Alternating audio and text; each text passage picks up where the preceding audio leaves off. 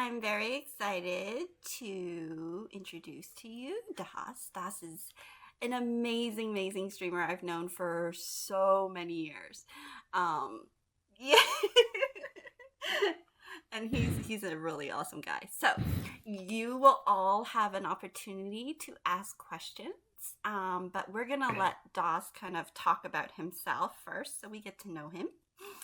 Um, so my first questions are always, who are you, Das, and how did you start streaming? So we want to hear Who am from I?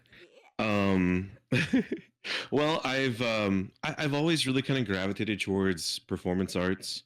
I did musicals in high school. I studied theater in college, and I did a lot of DJing weddings before COVID, DJing parties, and I've always really been interested in movies, and video games, and music, and streaming was a really cool sort of marriage of all of those hobbies and interests combined, and I was able to find room for all the skills that I've learned over the years, or skills that I wanted to learn, like sound design and sound engineering, video engineering, and then of course just performance and being on camera and being in front of people, improv, a lot of different skills that I really enjoyed kind of came together into streaming.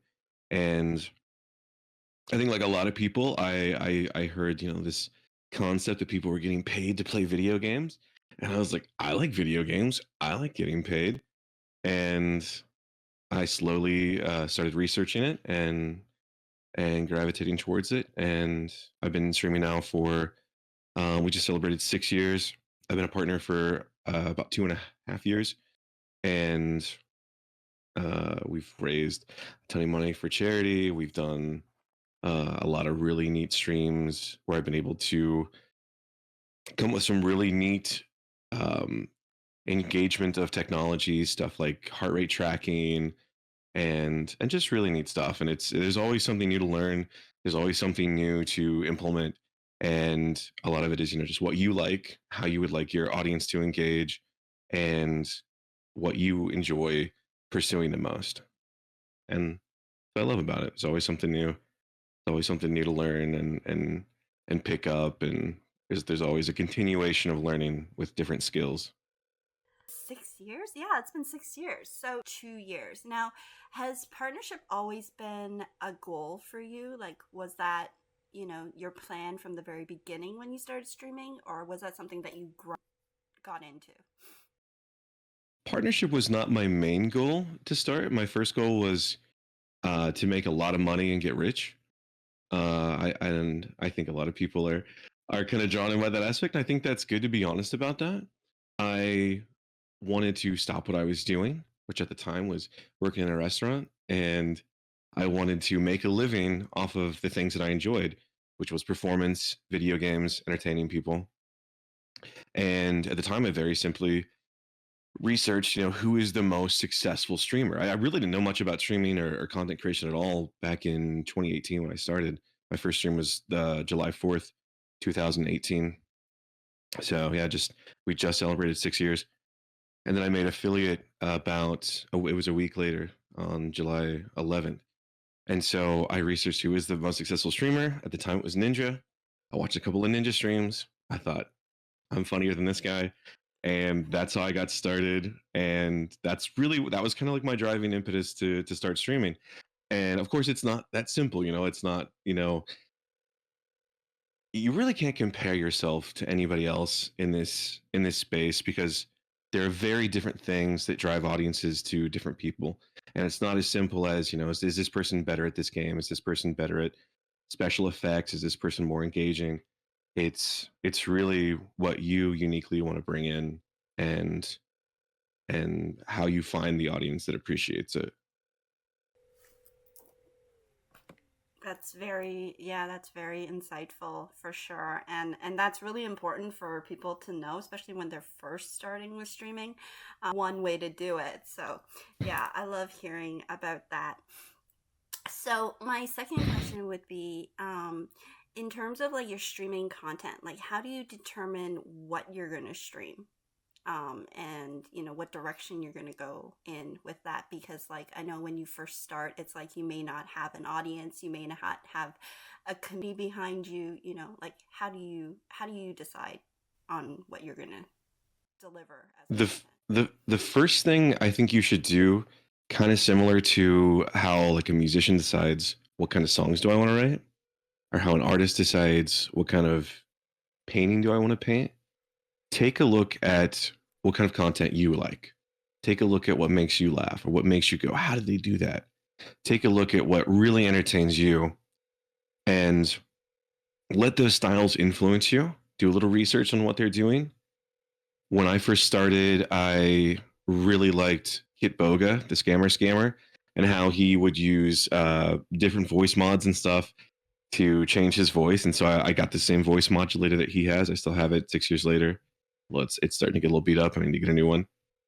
I researched that character streamers were very popular at the time, and some streamers really lean into that character. Not to specifically bring up any recently fallen from grace streamers, but those I learned that there were some streamers out there that really kind of leaned into like a full-time character, and I kind of like that aspect of it. Maybe not the idea of staying in character all the time, but I wanted to implement some features of that. I like that some streamers had full rooms, full green screen rooms where they did special effects and all kinds of cool stuff. And so I researched that and I wanted to implement some of that. And so you go into it with all these ideas and how you can implement them and how you can set them up efficiently and cost effectively, because nobody can really afford a green screen room at once. Or maybe if you can, might not be the wisest investment in case you decide streaming's not for you. And you just kind of do the best you can. You get the best, microphone you can afford at the time. When I first started, I started with a $12 Wish.com Go XLR microphone. I use this huge 10 channel mixer that I use for streaming that I use for DJing. That's still really way too big and it's way too much for streaming. Really, I have way more hardware here than I need, but I always like to kind of go overkill if I can. And over time, you see where things take you. Over time, you let more parts of your personality, of yourself, kind of shine through, and you see what parts people pick up on, what parts people attach to, what parts people make memes out of, little things that maybe you don't even notice that you say, and people start picking up on those, and then they start repeating them back, and then you make emotes out of them, and you make merch out of them, and you create your own inside jokes and memes and memories with your streaming community, and let things evolve from there.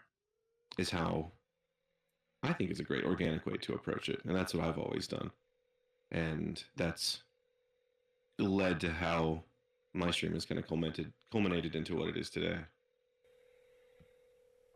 Yeah, I've definitely seen that with your streams and with your content and how it's evolved. So, yeah, kudos to you for that. Is really amazing because um when everybody gets to like see your streams and interact with you in in chat and everything, we always see that you're very genuine, like you're you, right? And very outspoken. So I know that a lot of the community really appreciates that, and they're able to talk to you one on one, like as if you were addressing them directly, right, in Mm-hmm. stream. So yeah, that is amazing. And the message I heard was that you have to be yourself, right? You have to enjoy what you're streaming, what you're delivering as content. So thank you for sharing that, for sure. um Totally. so the other piece I want to touch upon is If I may, definitely. super quick, I Yeah. apologize. Super quick. I know be yourself is such a recycled answer, an answer that nobody wants to hear, an answer that maybe doesn't really mean a lot. The reason I bring this up is because every year when I go to TwitchCon, this happens every single year. There's an affiliate that is maybe IRL streaming or just kind of walking the floor, and they see my partner badge and they come up to me and they want to know what the secret sauce is. They want to know, like, they like this happens every year. sometimes multiple times a year. Somebody asks me, "What did you do to make partner? What can I do to make partner? What is the message you can give people to make partner?" And I give a couple different pieces of advice, but the first thing I start with is be yourself. And they always look at me like, "Okay, be myself." And it's really easy to kind of discount that answer, but really think about it. Really catch yourself when you notice you're trying to emulate somebody else too much.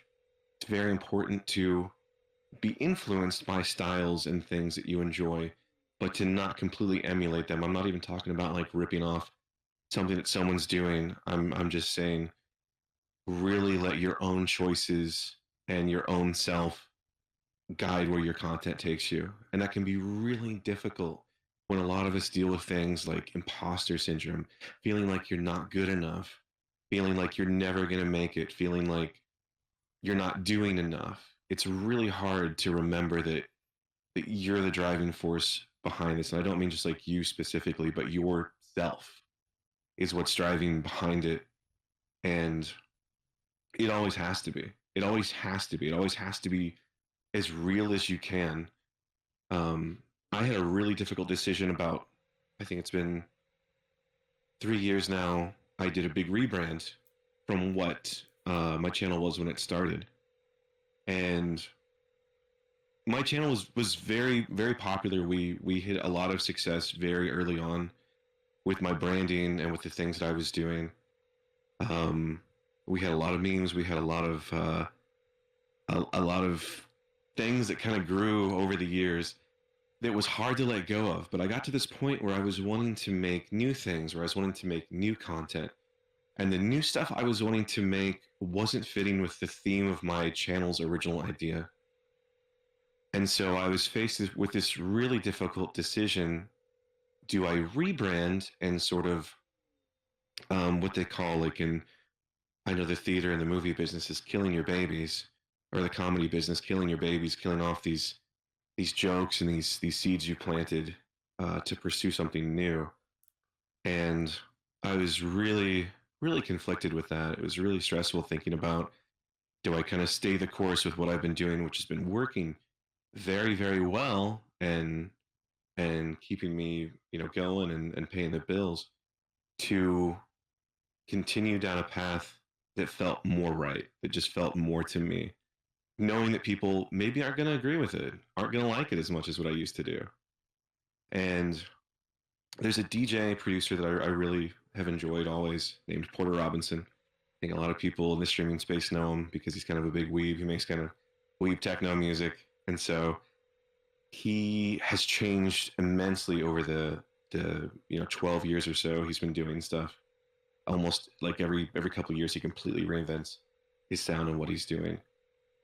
And I remember I looked up I saw a quote of his on Reddit that somebody asked, is it hard for you to keep reinventing yourself, knowing that some people aren't going to like it, some people are going to stop listening? And his quote, his advice was, you can kind of keep what you're doing, or I'm sorry, you can reinvent yourself and go with what feels right to you creatively, and change yourself and risk losing some of your people, or you can stagnate and risk losing all of them when you inevitably don't feel like what you're making is you anymore. So when I say be yourself, be true to yourself, always listen to yourself and what you want to do, really think about that. Really let that set in. It's not as simple as like, how do I make friends at school? And your mom says, well, just be yourself, honey. It's about always remembering what you want to do, what you feel comfortable with, and you have to let that make your entire approach to this. When you get to the point where someone that's been in your stream for a long time is kind of toeing the line and being kind of a jerk, and you don't know whether you should get rid of them or not. When you have a mod that you've had for years that has been one of your best friends, and maybe it's come time to separate with them, you have to be true to yourself. You have to be you have to take things in the direction that you need them to go, because this is your house, this is your stream, this is your content, this is your business. And there's no one that is making these decisions at the top besides you. Yeah. I have to say Well, gee, that's if I could butt in real quick, yeah, definitely. um, I I know that Dal said that it was cool, and just for everybody, the team that's here that's listening, if you guys have any questions on any of the topics that we're discussing, you can just request and come up and ask. So I just want to throw that in there real quick. Yeah, or if they don't want to say it, they can type it in the chat as well, or we can document it and also ask after if there's like more time to do that. Yeah, for sure. Toss something in voice chat if it comes up, and I'll be happy to like touch on it, while I'm going over stuff for sure. Yeah, absolutely. And DOS is like very open, so like anybody that's listening, definitely ask questions because lots of valuable experience. Um, so I'm glad that you touched upon some of the challenges that you had to overcome. So I'm just wondering, is like, did you have like a mentor when you were streaming, like especially like as you were developing yourself and then deciding that you wanted to go for partnership? Like, were there like certain resources that you reached out to that worked for you? And what type of advice would you give like the team here that is kind of aspiring to do the same thing? Like, I'm pretty sure everybody's end goal is either to be, a full-time streamer or to get some kind of partnership, or to like further develop themselves for long-term, achievements. So, I would say be really open and fearless about pursuing the knowledge that you want. If you see a streamer that is doing something that you really like and you're kind of curious how they do it, or you want some more insight on what steps they took to get there, don't be afraid to ask them. Um, don't feel like because someone maybe is like bigger than you in the streaming sphere that you can't approach them, for a possible collaboration, something like that. And don't let your ego get in the way of learning from someone that is smaller than you in the streaming sphere. Don't let anything get in the way of your advancement of knowledge. Uh, Always going to be open to, I don't know about the word mentorship. Always just be open to learning experiences from anyone that you can get, as open as you can. So there's been a lot of people definitely that I kind of considered mentors. Some of them I consider peers now. Some of them like have looked to me, as a mentor over time. And I really think, one of the best things you can do is just kind of put yourself out there as much as possible. I don't like to use the word network. Make friends, you see a streamer or content creator that you really like, um, then, make a point to be kind of active in their community and get to know them better if they're open to that, and learn from them. Don't be offended if they kind of prefer to be a little more reserved. Maybe they've been burnt by people, in the past, and they're just not open to those things anymore, and that's okay. Doesn't mean they're a bad person. Doesn't mean you can't learn from them in some way. That's how I've met some of my best friends that I've met here on Twitch and other spaces over the years. Just kind of going through the recommended, meeting friends of other friends. I'll see somebody, I'm like, man, they're a really good streamer. I really like how they do this and this, and talking up in their chat and getting to know them a little bit more, and eventually collabing with them. And like I said, some of these people have been my best friends for years now in this space. So the best knowledge you can get is really where you find it. You aren't going to find it unless you do go out and search for it.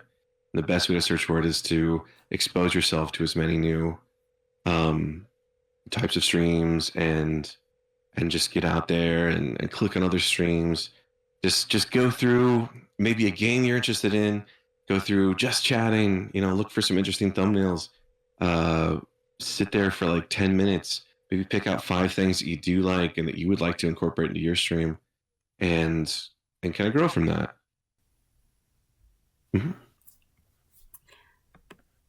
I love that, and definitely I've seen, some successes with that, and also some failures over the Hmm. years with streamers as well.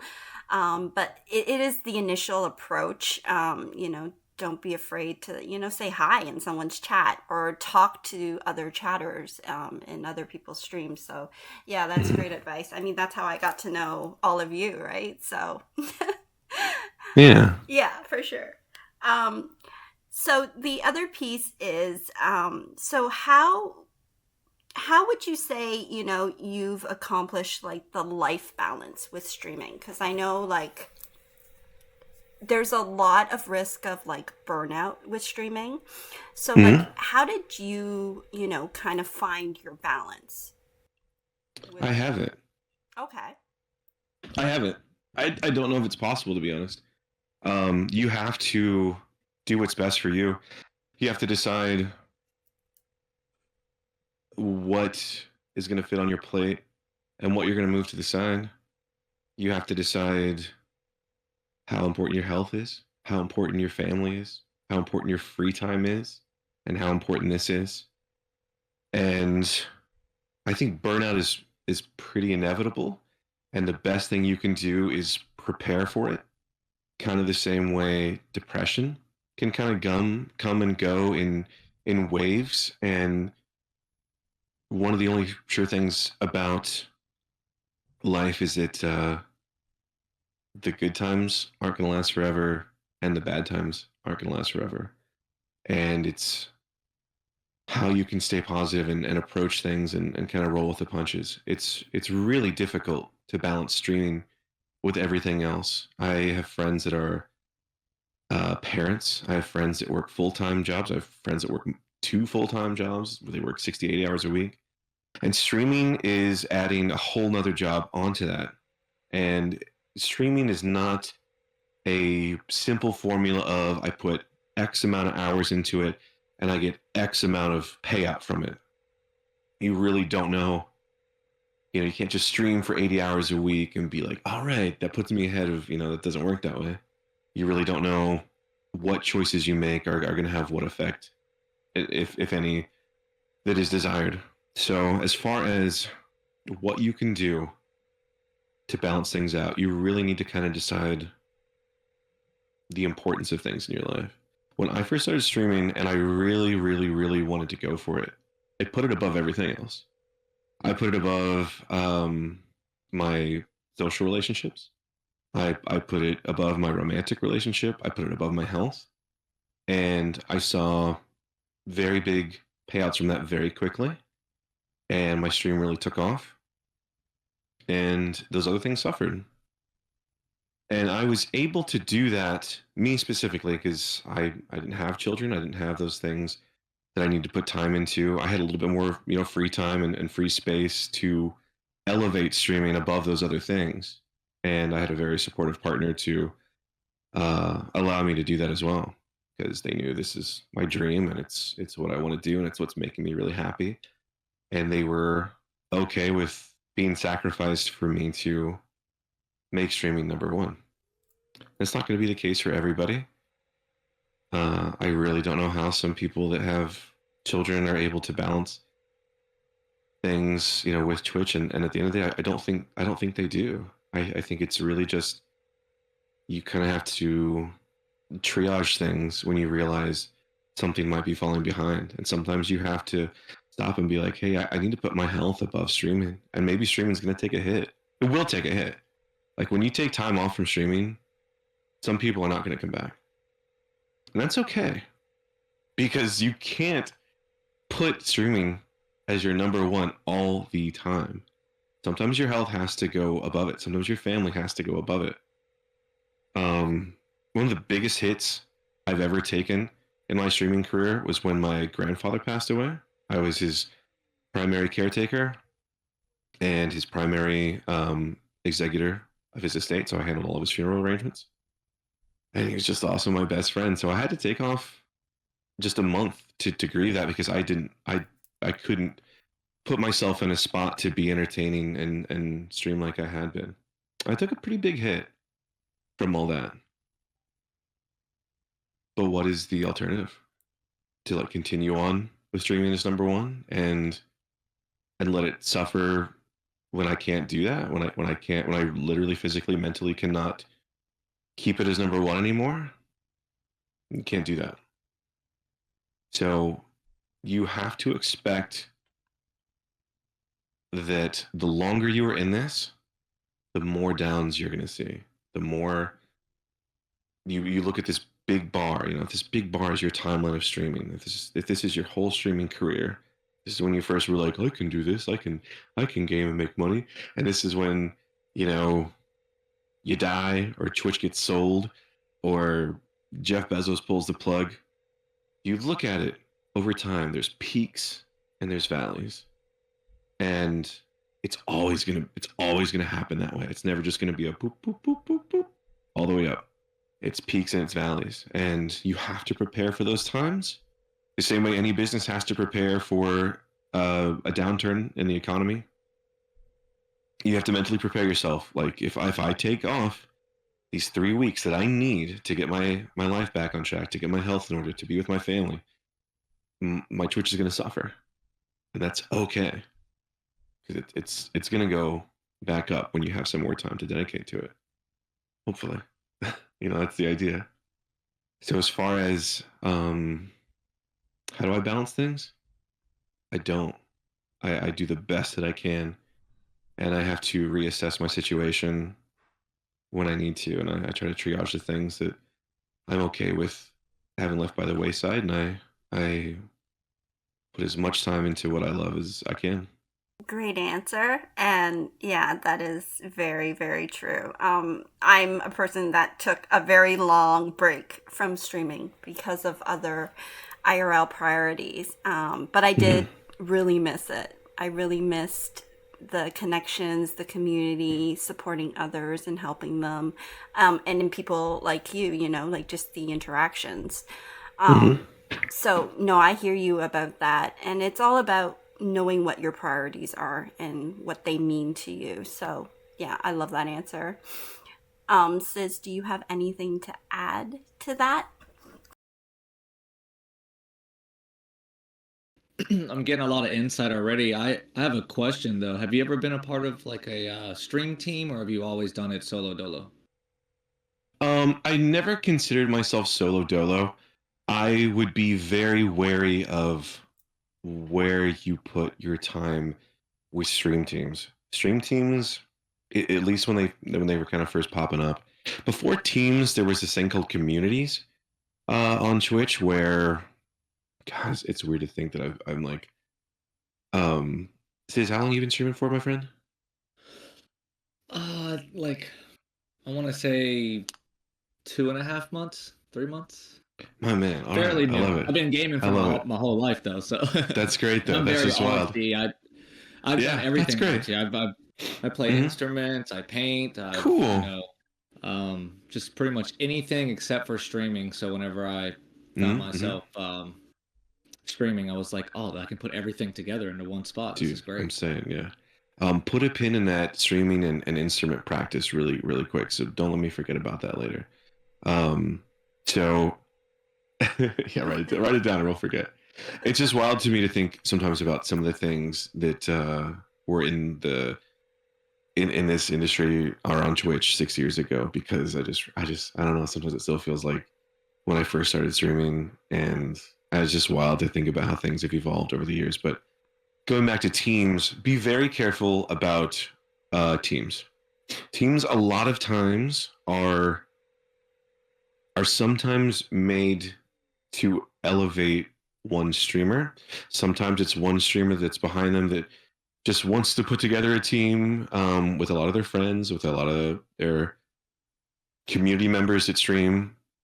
And if you want to if you're cool with dedicating time to a stream team to just sort of support someone that you really like, that's totally okay. But if we're approaching it, as far as how this can help you, and I think you should, then definitely think about what joining a team can do for you. If you're approaching a team thinking, I want to support this streamer that I've always supported, and it's an honor that they invited me, and I think maybe because they're bigger or something that could boost me, I wouldn't go in with that idea. I very rarely, if ever, seen that work. I like the idea of teams as more of a maybe a cohesive, like, we're all body painters, or we're all IRL streamers, but not just IRL streamers. Maybe IRL streamers that specifically work, in a certain region of the country. Maybe like they're all Vegas or casino streamers or something like that. And if you look at it as kind of a way just to, network with people and meet new friends and stuff like that, I think that's a good way to approach it. I think charity stream teams are really good. But once again, really look at the leadership of a team before you make any hard decisions about joining them. Make sure that you're not joining something that is designed to elevate one person at the top of that. I've seen a lot of teams over the years designed almost like an MLM or a pyramid scheme. We had this thing really early on in my streaming career. Maybe it was about a year and a half in, called Royale streamers. Mochi, you remember Royale? Oh, yes. Yeah. So one of our good friends, love Saint Diddy, man. Love Saint Diddy. Right? Saint Diddy was an OG. That's how I met Mochi through. I know. He hit me up in DMs the other day. I was like, oh my god. Yeah.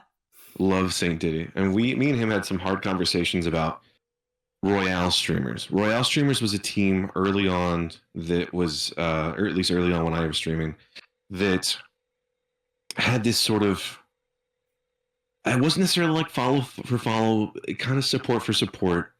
And once again, be really careful with that kind of stuff. What they did was they had this program where if you lurked in other streamers' channels, and once again, it's nice to have like a tab open for a friend or something if they're trying to make affiliate.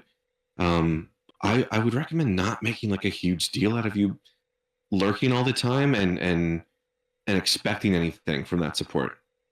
So the whole idea between Royale streamers was you would lurk in a bunch of streamers' streams at the same time. The more you lurked, the more points you got. Right. And then when you got live, or when you went live, you could kind of spend those points to, I don't want to say force, but have those people lurk in your stream. The result was that you would then have 100 viewers. Are they really in your stream? Do they really have a tab open? They do. Is the audio on? It is. Are they watching your stream? Probably not. No. They just have 100 tabs open because they want to boost themselves so that they can get those 100 viewers later on. Yeah. And there were more than one group like that. There were a couple different teams like that at the time. And they almost always at the end of the day were designed to elevate whoever was at the top of this pyramid. And so eventually Twitch passed some technology directives that got better at scanning for those things. You don't really see those things anymore, thankfully. They got kind of more strict on how embedded views work.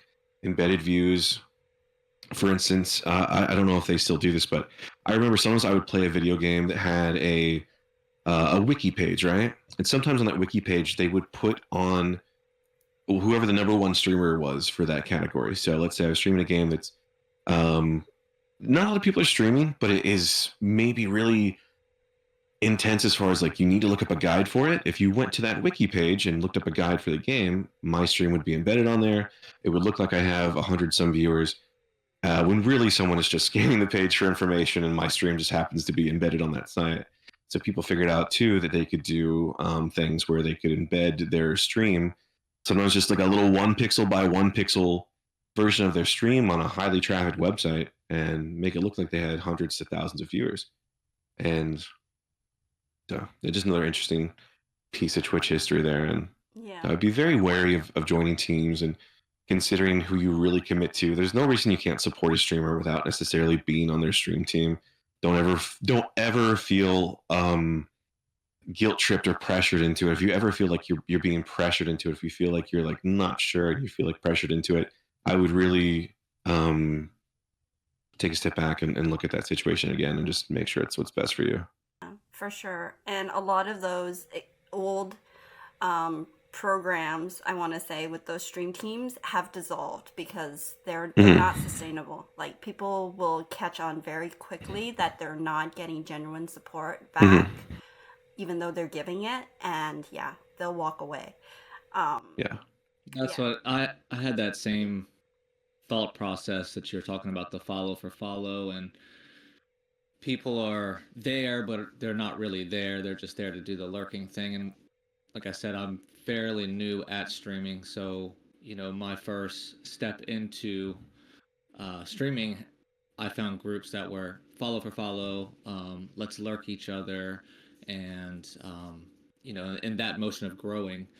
And I was like, man, I want people to actually watch because they enjoy watching me, not just watching because they just expect to lurk back later, or or Hmm. follow for follow, or and so I had first started by thinking that that was like the way to do it because I first stepped in and that's what I've seen everybody was doing. So I did like a little lurk for lurk, follow for follow group, and it started like that. And then as we progressed, and I started realizing, okay, like I don't think this is the right way to go about it. Like it was nice to get your first 100 follows, or Sure. get affiliate, which is pretty much everybody that's on the team is. And then I started thinking, I was like, okay, well, how can I put my thought process into making this better than just that type of group?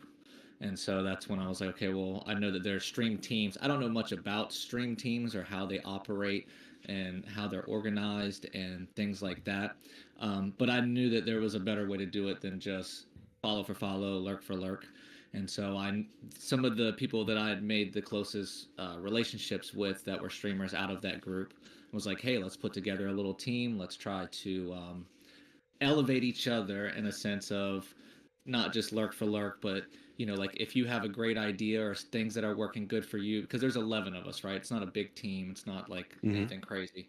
But if there's anything like that's working great for me and I can share with you guys that you may be able to implement, vice versa. And then also with like collabing, because we all kind of get along. So it's like, oh, well, maybe we can collab on some streams or do something like try to make content. I wanted to get people that like yourself that has been streaming for a long time, that has a good reputation and stuff, and that's partnered, maybe come in and give us insight, kind of like what we're doing now. That way we can all take away from it, and hopefully elevate our own streams from it.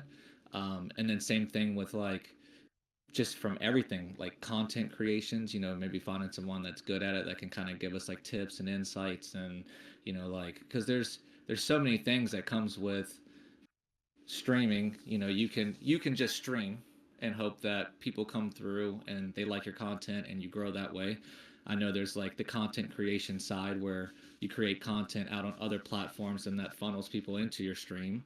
And so basically, long story short, put together this little group that we can kind of work together and help each other. And um, like I said, I don't think it's the I don't know all the actual operations of how it works and how it runs good, but that's the reason why I was asking if you've ever been a part of any, or if you knew like things that would be good to do and things that don't work and shouldn't be good to do. That way I can, us as a group, we can take away from that and try to implement that into our own little house here. I think yeah, if that's like how you guys do this team, as kind of a forum for sharing ideas and bouncing ideas off each other, and using each other as just positive influences and creative influences. I think that's a really good way to go about it. I've been a part of a number of different teams, officially and unofficially, uh, and some of them can fizzle out over time. Some of them, like I said, are very much designed to kind of boost whoever is at the top, whoever started it. Some of them are just people that like to get together and do charity streams seasonally, and that's personally how I really enjoy to do things. Is I like to do big charity events. I like to get people together to make a big streamathon, that goes for like a weekend straight, where people just sort of raid off into each other. As long as the main idea there is that we're trying to do some good here. We're trying to like raise some money for a charity, and not oh, if I pick this time spot, then this big streamer is going to raid into me. And so that's some things we've dealt with before, as people coming into the spaces trying to kind of take advantage of them just to elevate themselves. And it's okay to think about, what am I going to get out of this. with a team. I think that's really important. You're putting your time and your effort. I think you should see something back from that. Um, but not to, you know, expect it like in a follow for follow situation, thinking, if I go in here, everybody follows me back, then, then I'll hit 100 followers and that's all that really matters, that kind of thing. So, yeah. Yeah, for sure. Mm-hmm. I was around when they did the F for F in chats all the time, and in certain communities that you joined. Bro, Spock. You remember Spock? Yes. Yeah, dude, that one was tragic. Oh my Yeah, there was this. I gosh. don't know what happened to that guy. There's a serial named Spock, and it was like you could put something in his chat that would make him follow you or make everybody else follow you. Yeah. Yeah, you like would spam something in the chat and everybody else would follow you, or yeah, and it was and yeah, once again, like you end up with a stream that has 200 fake viewers, not bots technically, but not much different. Right. Not real supporters. No, yeah. And you learn that very quickly, right? The whole botting thing, it doesn't last. Like if you actually try to do it, you will see that it will backfire. People will notice that you're botting, and they'll see your stream as something that they don't want to be interacting with. So that Yeah. is, yeah, that is very true. Mm-hmm. Yeah. Oh yeah. No, Yeah, thank you. I forget. Thank you for that. Yeah, thank you for sharing. That is. I forget sometimes how much of an OG Mochi is. Because Mochi's been around for a minute too. He Yeah. knows so much. Mochi knows some of these, remembers these things from the early days, I remember. And it's not just streaming. It's not just streaming. Like we do a whole Web3 side of things, and she Oh, knows that's super everyone. cool. She knows everything. That's really cool. I don't know everything, but I do have an interest in learning everything and being Yeah. active. So I did help a lot of people with their streaming, like in terms of coaching. So I'm very familiar with that process, but I have been away for a while. So I guess my next question would be, in terms of partnership, like what type of advice would you be able to shed, like, some light on for all of us here that are working towards that goal? What do you think helped with your successes, that other people could also follow in that path?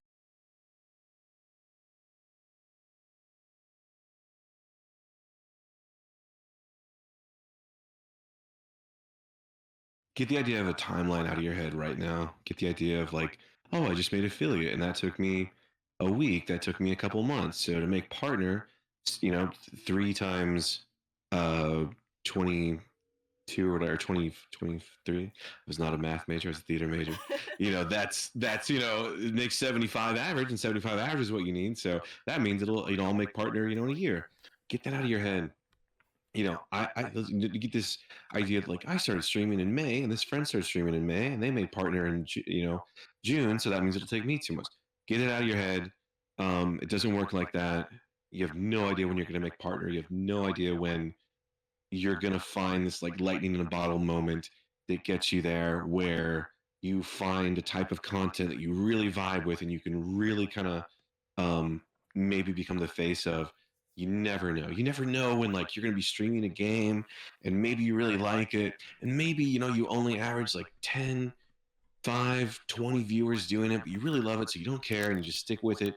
And then one day Ninja or Summit or one of these big nerds at the top is like, oh, I think I'm going to stream this random game, and they really like it. They stream it for a month, and then when that person gets tired of it, those viewers that still really like that game or that content, they funnel over to you.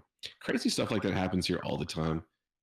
Don't think that means if Ninja raids you tomorrow with 30,000 people, then even 1% are going to stick around, and that's your moment.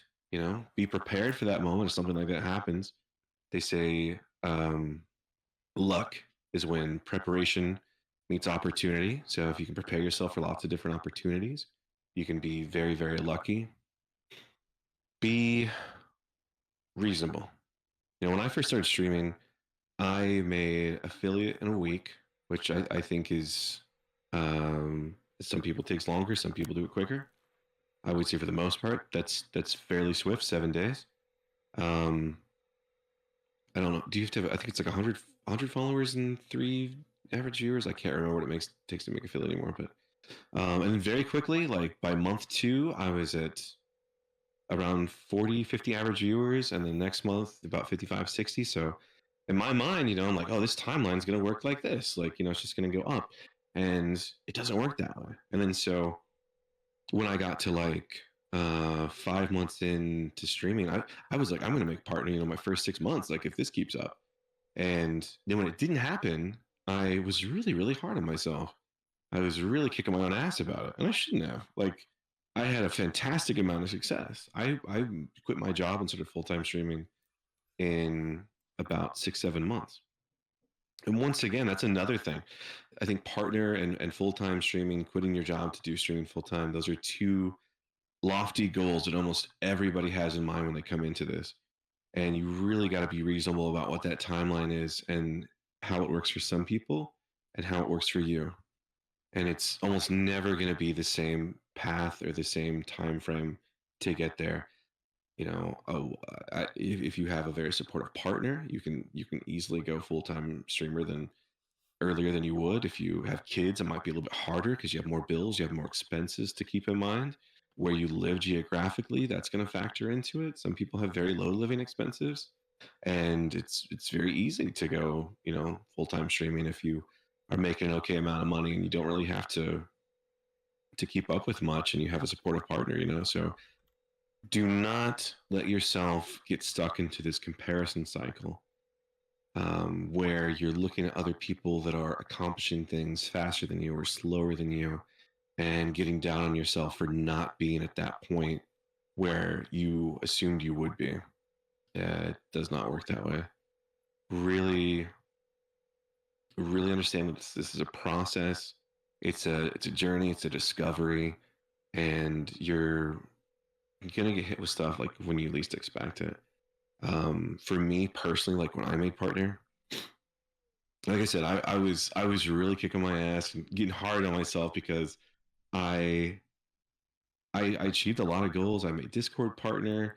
I was full time streaming. I was, for all intents and purposes, a very successful streamer, but I was just kind of stuck at like 55, 60, 65, 70 average viewers.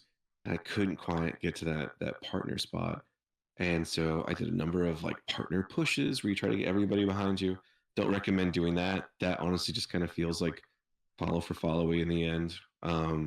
It's okay to let people know, like, dang, I'm super close to partner.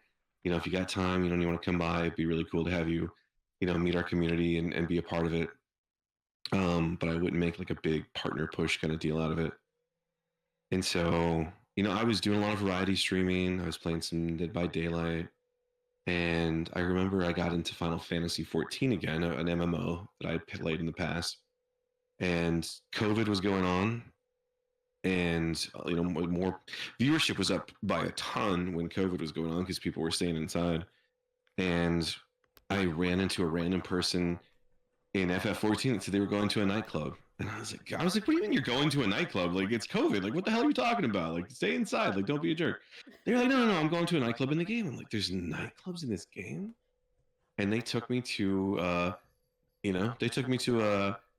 a rabbit girl, cat boy strip club in Final Fantasy 14. And I was all of a sudden immersed in this wild environment where there's a really neat player housing system in Final Fantasy 14.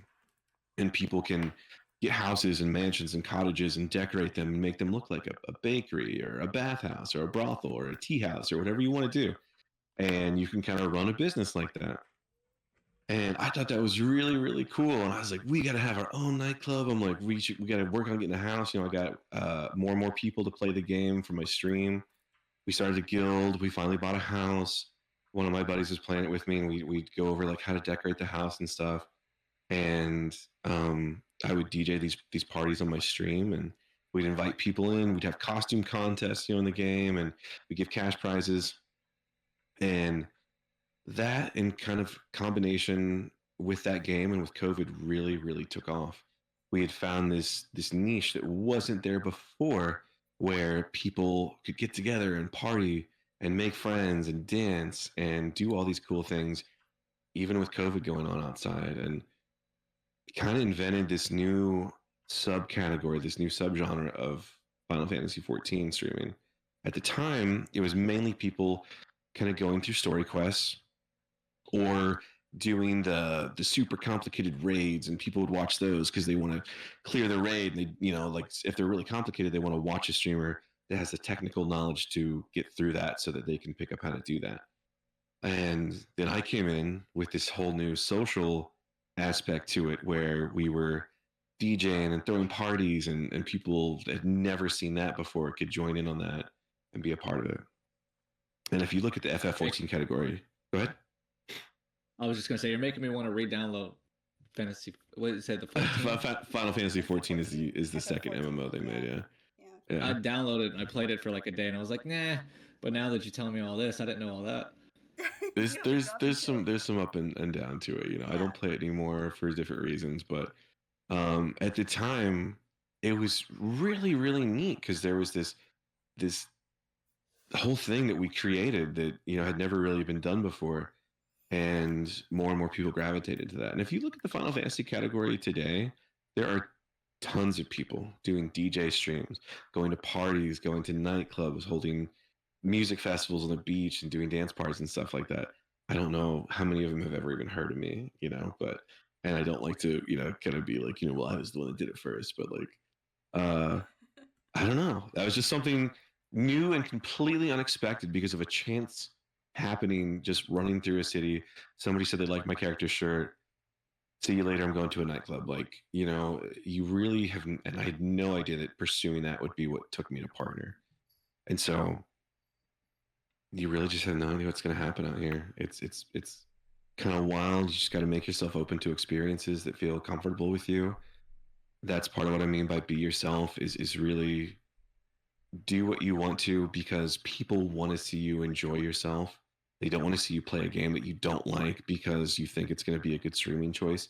There were so many games that I started that I really liked, and then when I only had 50, 55, 60 average viewers, I was like, this is going to get me to partner. I'm not going to finish this game, And that's a bad attitude to have about it. You really have to do what you love, and then figure out which of those things you can stick with and not burn out on, and not melt your mind enough to commit to possibly be more successful in streaming. There's in the DJ space, we say there's 4 different types of DJs, right? There's the DJ that plays music they don't want to hear for a crowd that doesn't want to hear it. This is a bad situation. You really shouldn't be in it. Don't play music you don't like for people that don't want to hear it. There's DJs that play music they don't like for a crowd that does like it. Something that's going to happen, You're not going to be super into what's going on, but they're enjoying it and you're there for them. So it's a way to do it. There's the DJ that plays music that they like, that the crowd doesn't really like. Kind of masturbatory. It's kind of just feeding your own ego, kind of just playing music for yourself. Don't really want to do that. And of course, the ideal is you're the DJ playing music that you enjoy for a crowd that loves it. Kind of the same way with streaming. It's really nice to finally find content that you love to make, a game that you love to play, for people that love to see you happy and love to watch you create in that space. And that is the ideal zone to find when you can find it. So that's really where you want to be. And it's going to take a long time to figure out what that looks like. It's going to take a lot of experimentation. And when you run an experiment playing a game that looks like fun and maybe you love it, but nobody does, it's okay to move on from that. And maybe, you find something that people love and maybe it's really successful, but you hate it. Like you can't make a streaming career out of that. You can't continue to do that. You got to find a good zone where it works best for you and your community and your audience. And that's going to take time. It's going to take some experimentation. It also takes some commitment, because when I was doing Final Fantasy 14, I streamed it for, 2 or 3 months, which is not that long of a time. But I really had to stop myself from quitting it early, because like I said, there were a lot of different types of games or content that I would stream where I was like, okay, I stream this for a week, I'm not at partner numbers yet. Time to move on from something else. And you have to allow yourself time to be known in that community, to grow in that space, to meet other people that stream that content, to network with them, to meet their communities, to kind of branch and merge your communities with them. You have to allow yourself some time to commit to a category and grow in that space before you decide to kind of cut your losses and move on. If you're enjoying it, if you're not enjoying something, then like by all means, get the hell out of there. But if you're enjoying something and you're not seeing this immediate, in a week, in a month response, give it a little time. Give it a little time because you never know when it's going to take off. I was doing Final Fantasy 14 for a month, 2 months, 3 months, and I think we may partner after about 6 months of doing that. But um, it was not a once again not a simple progressive slope that just went up and up. Um, I just kind of had to stick with it and trust the process, and thankfully it paid off and it worked out. Yeah, that's amazing. And it's all about You're finding amazing. that niche. Thank you, Dos. It's all about That's finding that that's good niche. advice. Yeah, yeah, for sure. That's where I'm at right now. Like I'm a first person shooter, and I'm like, I've always loved playing Call of Duty and Apex, and I'm streaming them, and I'm just like, man, there's no way I can compete, with the streaming aspect because Yeah. there's so many bigger names that's been doing it, and people are going to gravitate towards those bigger names and like Call of Duty, Yeah. like the pro players or Mm-hmm. Nate Shot or whatever. And so I've been in this just like trying different games, and I mean I know people realize because like I'll download a lot of these like I'm like, okay, well, people like to watch single player games or story mode games or horror games, and I'm Mm-hmm. like trying all these different games, and I'm just like, I'm downloading them, and then I'm uninstalling like 2 days later because I'm like, I don't enjoy these games, but I'm trying to do Yeah. it for the content. Mm-hmm. So that's good advice to take away. I enjoy that.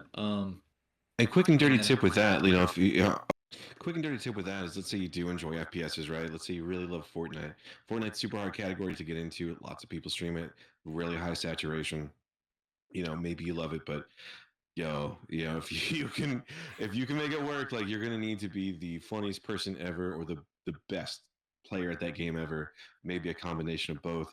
And you're gonna have to do a lot of legwork to get that content out there outside of Twitch. Twitch has awful discovery, really good monetization, but just terrible discovery.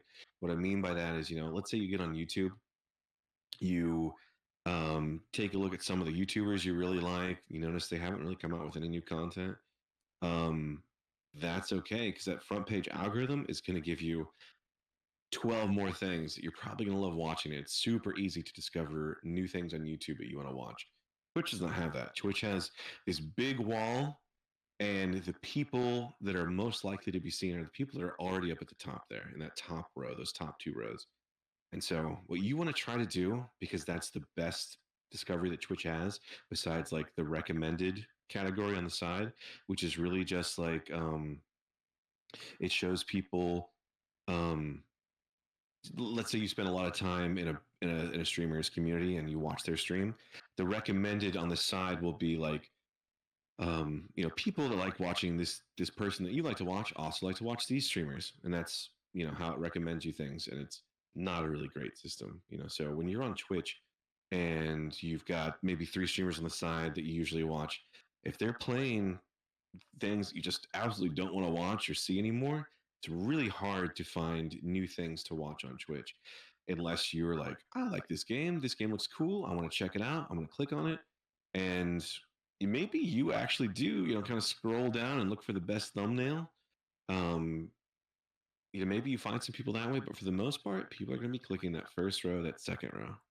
And so, one thing that was cool about Final Fantasy 14 when I was doing it, there were a decent amount of people watching it, not a ton of people streaming it um, that were above my average CCV, my viewership.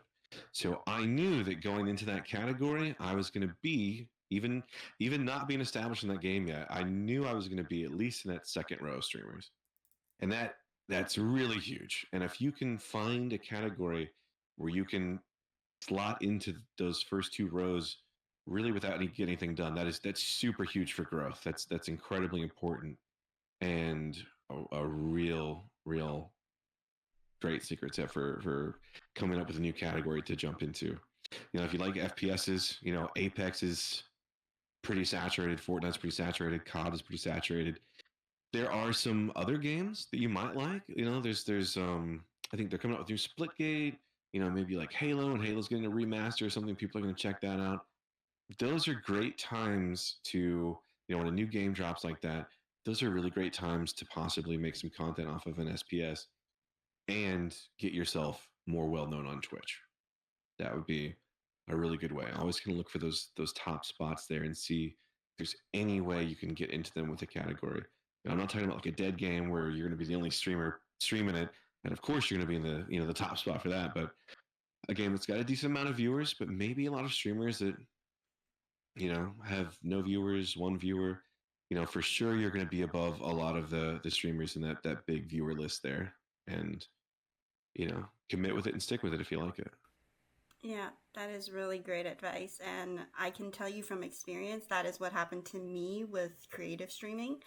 That is how it was born. It was, some of us as streamers, like we're not just gamers, but we were artists as well. So like when I did clay sculpting and anything like DIY, like it just put you on top because not a lot of people at the time were doing it. So that's really how you develop your niche, right? Like your home in terms of your community. So yeah, that's great advice. So I know people on the team are very eager to ask questions, so I'm going to open it up for everybody to ask their questions. Thank you, Das, for sharing your valuable information. Once again, too, with you talking about the clay and what you were doing there, and with Sis talking about FPSs, you just never know where that niche is going to be. That's why it's really good to, like I said, be open to new experiences and then give some time to commit to something and see where it grows and evolves before you decide to call it quits and move on to something. I never would have thought I was going to make partner DJing catgirl brothels and parties and stuff like that. And it's not, I don't do that content anymore, and as much as I loved it, I was ready to move on from it. So just be open and give it time. Sure. Great advice. Thank you. All right. Yeah, that is really good advice. If anybody has any questions, request to come up and you can ask your questions. Yeah, I was going to say, if anybody has certain struggles or something that they King Ma down in front. Ask, Oliver Green doubles up. Yeah. Oh, Mango's over here. First, what's up, King? Hey, King. What's up, guys? Thanks for the time. So I achieved my path to partner. Congrats. I'm worried that I'm raunchy. I go as the funny king of horror. I mostly do a lot of horror streams, and I'm worried that my raunchiness, although it's funny, I'm wondering if that's hurting my chance at partner. First of all, where can I see your stream? Because I'm looking at your Discord profile, and I don't see a Twitch link in there. I don't even know if I have a Twitch link on there. To be honest. Really quick. Any reason you don't? I wasn't using Discord as much. Sis had to walk me through how. Yeah, I was gonna say he's new to Discord. Cool. No worries, man. If you have a second, right click on me really quick here and click on profile, just to get an idea of what that looks like. And you can see like in the connections there, it's super easy to find me on my TikTok, my Steam. I've got my Spotify profile on there, and my Twitch link there as well. Quick and dirty tip: make it as easy to find your stream as you can to the lowest common denominator. I don't want to say like the dumbest user, the newest user, right? The newest user. Make it really easy as possible as you can to find your stream for anybody. Also, quick and dirty tip: make it super easy for people to give you money. Make it really, really easy for people to donate to you, to tip to you. Give them as many options as possible. If people, want to do crypto tips, I can't remember what my crypto tipping link is or something like that. But I've got one, make it super easy for people to find your stream and support you. That's just a little quick and dirty tip there. But I want to pull up your stream. So being raunchy gonna put you at risk of not getting partnered? Nah, not at all. It, you know, so have you actually like put in your application for partner? You've applied for partner? Yeah, I applied last month and then I reapplied this month. Okay. So, so when you say you reapplied, did you get denied then? Yeah. Okay. They wanted to see 8 consecutive days where I had over 75. Okay. I'm gonna give you a quick pro secret here that they don't say. They really want to see you above 100.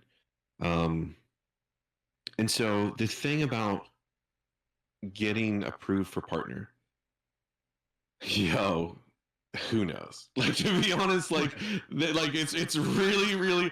I have friends that applied 8 times and were well over 150 viewers. I have friends that applied once and waited 6 months to hear. I applied one time, and I believe it was 5 weeks, 6 weeks till I heard back. They do partner approvals in waves. I don't know if they like specifically have like a quota, like a certain number. Like they're like, okay, we want to make sure that we've got 500 new partners to approve, and we're not going to actually tell anybody they're approved until we have this cohort of 500 new partners. That's my theory. I don't know if it works that way. I don't think anybody does. That's just something I've noticed because when I applied, I was talking to other people. They were about my size, and I was like, "Yo, I'm like, have you heard back?" They're like, "No, it's been 3 months. It's been 11 weeks." And then when we got approved for partner, when we got it all like at the same time. So that's why I think sometimes they're trying to like wait until there's a certain number of partners, new partners to approve. As far as being raunchy, as long as you're not being like offensive and like using slurs and stuff like that, dude, as long as like cussing and stuff like that, like that's not a big deal. I think because I don't know who is in charge of this stuff. It's a really kind of clandestine thing that they keep sort of secretive.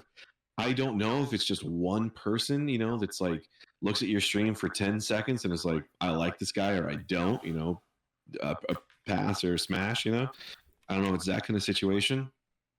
The best thing you can do is while you have that partner app in, just be on your A game. Don't sweat it too much. Be on your A game. Make sure that you are hitting those required averages and staying above 75, 105 if you can, because that's really. I have people that were over that 75 average, and they were 76, 78, 80, and they still got denied because sometimes they actually say like we prefer to see you over 100. Sometimes they don't. And sometimes it's not like that. Sometimes you're right at 75 and they're like, yeah, you've got it. So I wish I could give you some more information at this stage for that for your very specific situation. Dude, it's really kind of a thing where nobody knows except for the people that are doing the approvals. As far as you being raunchy and that kind of thing, I don't think it matters. I know one thing that they did with the advent of content tags. Putting your stream down as do I use bad language? Do I use sexual language? Do I make drug references? That kind of thing. Part of what they did for that was they assign you a what they call like a brand risk number. The idea being certain advertisers do not want to advertise on a channel that is promoting certain tags like that, whether it's bad language or that kind of stuff. To give you an idea, pretty much every Twitch ambassador I've ever met has a squeaky clean stream. I don't think I've ever seen a Twitch ambassador swear, which is kind of wild, but that, not everybody wants to go for Twitch ambassador, and it doesn't mean that you can't be raunchy and still make partner. I mean, how raunchy are we talking about here? Like, I got your stream pulled up here. I kind of want to, I'm just gonna take a look at the top. We joke about banging like each other as dudes. Homie, I mean, I have an emote that's toes waving. I mean, I've got nothing too offensive because I still want people to watch. But what's wrong with toes? Dude, what are you saying? Toes are offensive? What are you talking about? Like we do talk about like banging each other. At one point in time, I was streaming me stripping on a pole Okay. in a game. I just I'm sad I missed that stream. I smoke a lot of cigarettes on stream. Okay. And I swear constantly. As long as your viewers, are in that, you're not really, as long as you're not worried about like, offending any kind of brands or sponsors, with that kind of content. I don't think Twitch partner approvals gives a shit, but I also really don't know. There might be, I mean, it might be as simple as, you get the person that wants to approve you and they're like, I don't really like cigarettes, and then that's it. They don't approve you, and they don't say that that's why either. Could be, as long as you don't do anything that's going to get you banned or alienate your viewership, I think you're fine. But if you specifically are worried about that, then maybe while you have that partner application in, clean up a couple things you're okay with cleaning up. Don't change yourself. Don't change what you're doing. It's working right now. But if that is a little bit of concern, maybe see what you can tidy up and let your community know. Be like, hey, we're trying to make a partner right now. We might have to, and you can make memes out of it. You can be like, you can like censor yourself with like a little hotkey that plays a beep or something like that. You can make memes out of it. And like I said, really, like, do you have to do that? I don't know, brother. I wish I could tell you, but I don't know anybody personally on the partners approval teams, and they kind of keep that info hush hush, and that's kind of your call to make there. I'll chime in a little bit. Just to know if it was gonna hurt me. Yeah. Yeah, you really got to think. If you were really trying to get like a brand to work with you or something, would you, would you be still cool with your content as it is? Would you be worried about this brand thinking like, oh, this guy's kind of a brand risk? Do we really want to associate our identity with this person? You got to think about, if Twitch would want to be associated with you, because yeah, if you, like I said, I don't know what kind of content you're making here. You say raunchy, raunchy. There's a big broad spectrum of raunchy here, but when somebody fucks up and does something, like Twitter latches onto that and says, hey, Twitch, this is who you're partnering. And there are so many people that are making great content that deserve partners. So, I was just thinking more like the lines like Steve Stifler. Man, I don't know, dude. The 90s were a different time. 2000s were a different time. Use your best judgment. And if you keep getting denied, but your numbers are there, might be time to maybe just see what you can clean up a little bit. If you do seem like that's what it is and nothing else is making sense and you can't really get an answer on it. I think what Mochi said was really insightful too. But don't, like I said, don't completely dress yourself different, And also, once again, King, like I said, communicate that to your community that you are trying to make partner, and maybe you do need to think about cleaning up things a little bit just while you've got that application moving. Yeah. Good insight. What's up, Oliver? Hey, what's going on? Thanks for bringing me up here. How you doing? Good. It's been really great to hear everything you got to say. I've been taking some good insight. The question that I have for you is fairly simple. Sure. But when you had that moment when it got real with your streaming career, like what was the first thing you did, and as far as like preparation or just in general, when that moment when you knew that like, okay, I see that this is really going way past where I'd even imagined, even with your partnership. Yeah. And that happened for me pretty quickly because, like I said, I was like, oh, I was like, oh, being an affiliate would be cool. I was like, being a partner would be cool. I don't know if I'll ever make it there, but it very quickly got to a point. I grew very quickly to the point where I was like, I can absolutely fucking do this. It's just kind of like, what am I going to do to get there? And I was really focused on when I was going to get there, which wasn't the right way to do it. But yeah, that came very quick for me, that real moment where I was like, I can totally fucking do this.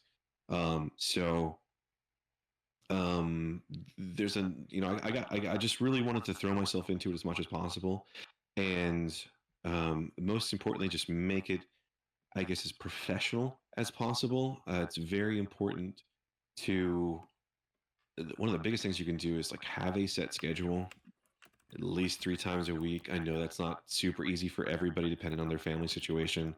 But if you can get, 3 to 4 streams in a week at a set time and be on time every time, that is really, really huge. So I want to make sure I had that nice and tight. I got myself out there as much as possible. I made sure that my Reddit account, when I'm posting on Reddit, I'm using my Twitch name. When I'm posting on Twitter, I'm doing it regularly and getting my name out there, making sure everything's consistent, across all the different platforms as much as I can. Just really tightening everything up to make this a brand, a business, and making sure that everything that is out there that has my name on it, I am proud of that. I've approved of that, and I'm good with that. Really, every now and then, search your name, see what comes up, make sure that those links are active, make sure those links are correct. If you have a link tree or one of those things, you put all your links on your Twitch, make sure that these links go to where they're supposed to. Don't end up with a broken link somewhere. Like I said with King, you're on Discord at least some of the time. Make sure you've got your links to your other profiles and stuff on your Discord. Make sure they work. Make it really, really easy for people to find your content. Not just to find your content, but to be unable to miss it when you put it out there.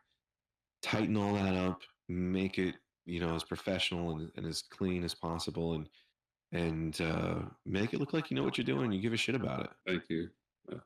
Real quick, did you feel like that answered your question, or do you feel like there's anything I could expound upon? Or I think so, because from what I interpreted, correct me if I'm wrong, but they kind of put me in a sense of, just tightening up everything and kind of creating your space as so if you're already kind of there, and of course if your community is growing, then you're doing something right, and just keep tweaking on that. And I do like what you mentioned, or I think Moki mentioned it about when you apply for your partnership, they look at everything else outside of Switch. So it's just like an overall cleanup that you should be doing. And, and also having that routine for sure. Absolutely, yeah. If you want to do this professionally and you want to be seen as a professional, you got to represent yourself professionally. And that's another thing. You can look at other streamers and be like, damn, I really like their branding.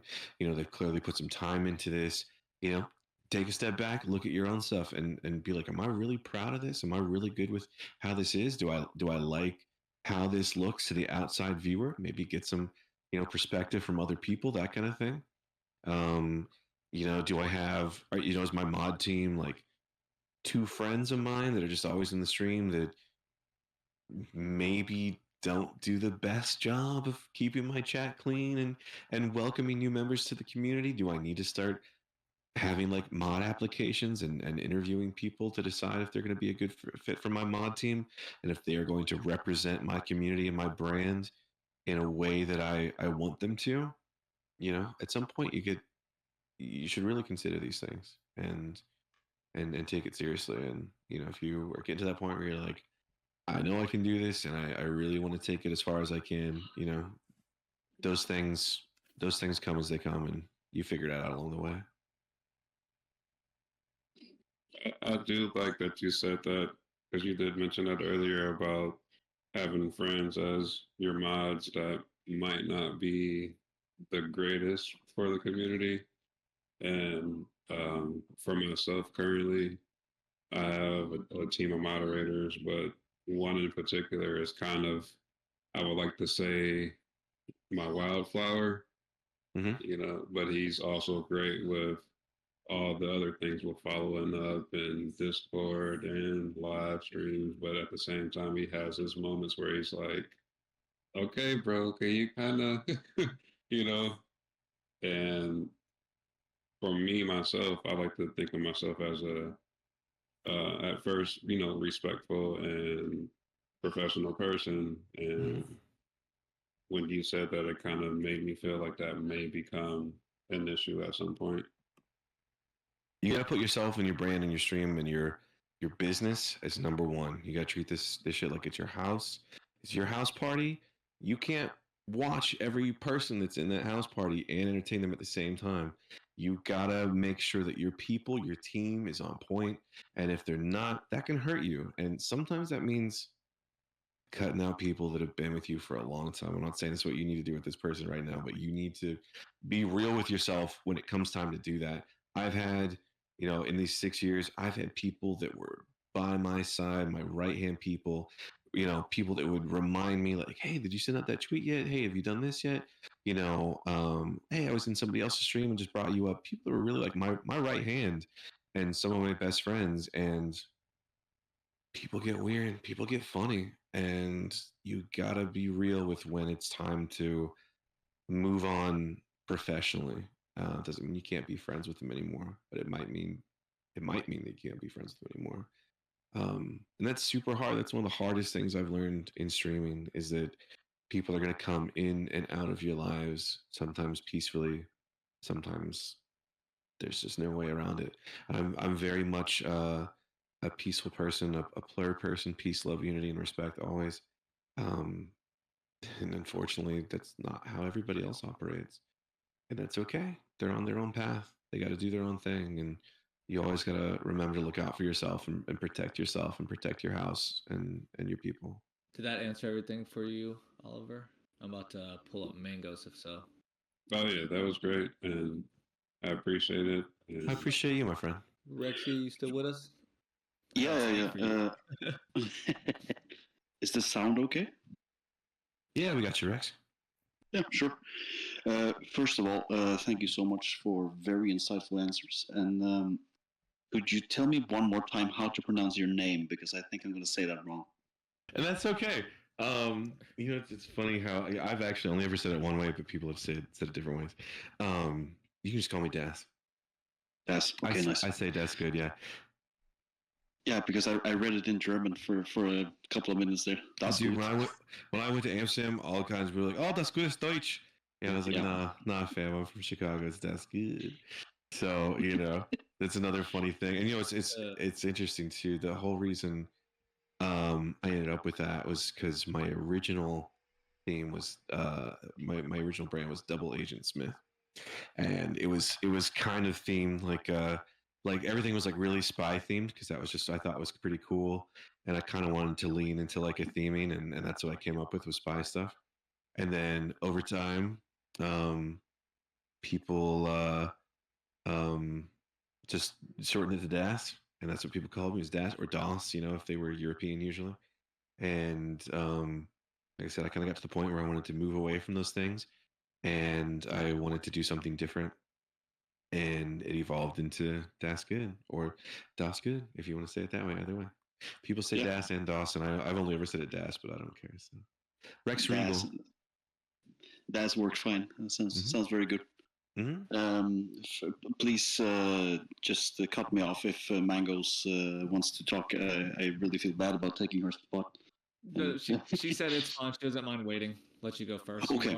It's like what, 5 a.m. for you? 4 a.m. Yeah, but dude, my sleep schedule is fucked anyway, so don't worry about that. I see you toes. That's good. First of all, so the sound is okay, right? Because I'm using a headset, which I'm not entirely. Sounds good, homie. You're all good. Okay, nice. Uh-huh. I have 2 questions. Is that okay, sure. Or should I just go for limit myself to one? Yeah. Do you promote yourself in any way? Yeah. So when you say promote myself, what do you mean? Yeah, since I'm very new to this, so sure. Like my main sources of the promotion is Twitter, of course, and then there's these I don't know what to call them, but there's like profiles on Twitter who are like drop your links here and we'll republish you or whatever.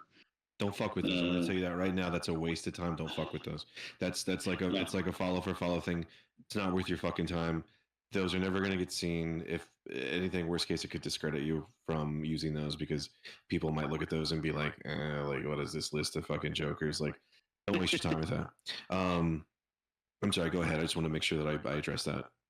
Yeah, yes, smart. No, I really like to hear your thoughts on that because I was about to say that I'm starting to doubt these profiles. Yeah, and you're good to. And once again, go with your gut. Like your gut was telling you, like, this is great, and that's good. That's good that you thought about that. So you got to treat this shit like it is your garage band, and you want people to come to your show. Do that.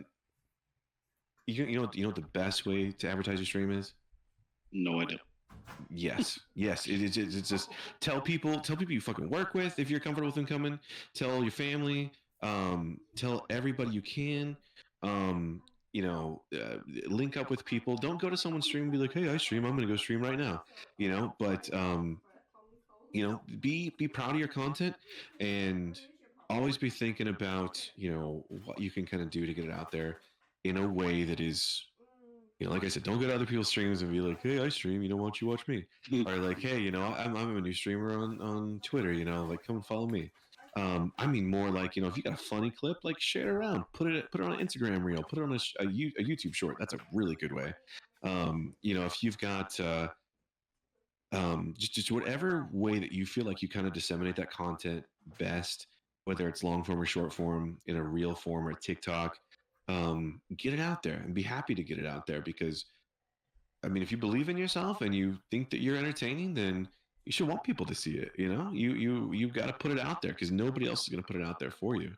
And the best way to do that, fam, that's up to you. I know people that all they do is Twitter, because they have some fire tweets and they're really funny, and writing in that way is great for them. And sometimes they see a lot of spillover back to their Twitch. I know people that pretty much just focus on Instagram and photos and reels and stuff like that, and that's how they get their people over to the Twitch. I know people that they are super active on TikTok, and they've got some TikToks that blow up, some YouTube shorts that blow up, or maybe they make long form content on YouTube and they make 10-minute 30-minute tutorial videos for a game or a Sims house build, and that's how they get their spillover.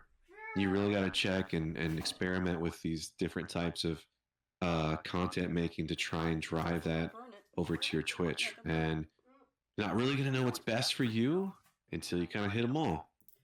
I know some people don't have any kind of social media presence. They don't do shit on Twitter. They don't have Instagram. That is really hard to just raw dog Twitch like that and hope for the best. It's not impossible. I mean, that's what I did for a long time. And, some people use Discord, so promote it however you can, whatever you think works best for you, whatever you're comfortable with. Don't jump on these. I know what you're talking about. I don't know exactly what to call them, but I know what you mean. These Twitter accounts that are like, check out these new people that are streaming right now, and here's 50 people. Let me ask you, how often do you go to those and you click on every single link and you're like, hey, I like this person, I'm gonna watch them for. Do you ever do that? Yes, a couple of times actually.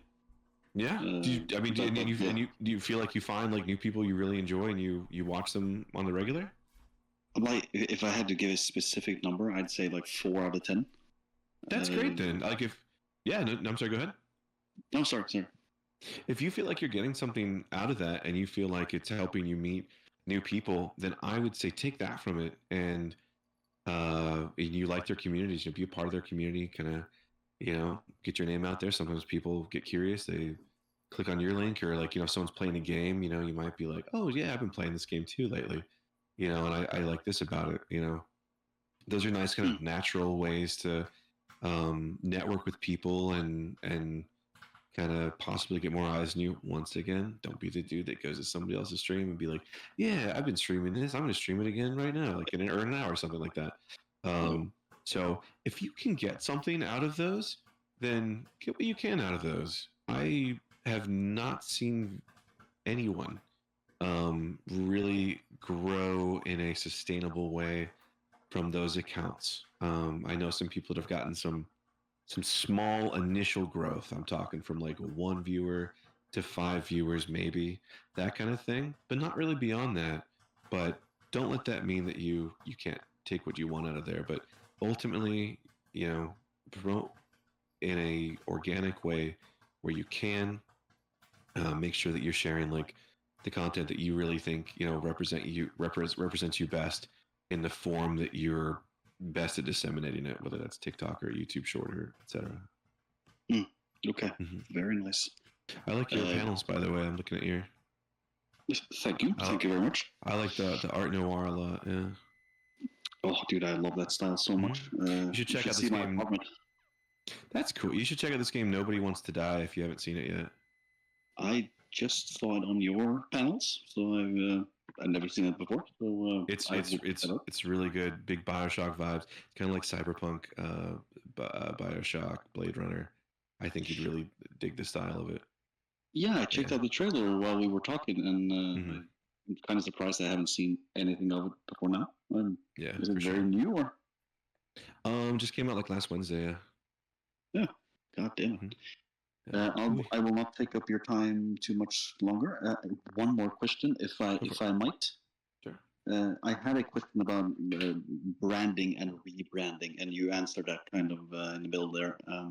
You talked about the experience with rebranding and the ups and downs that come with it. I was wondering if you had a strategy for growth that you were following with your previous brand, and whether or not that followed over to your after your rebranding. As far as a strategy for growth, at that point, I really understood like people.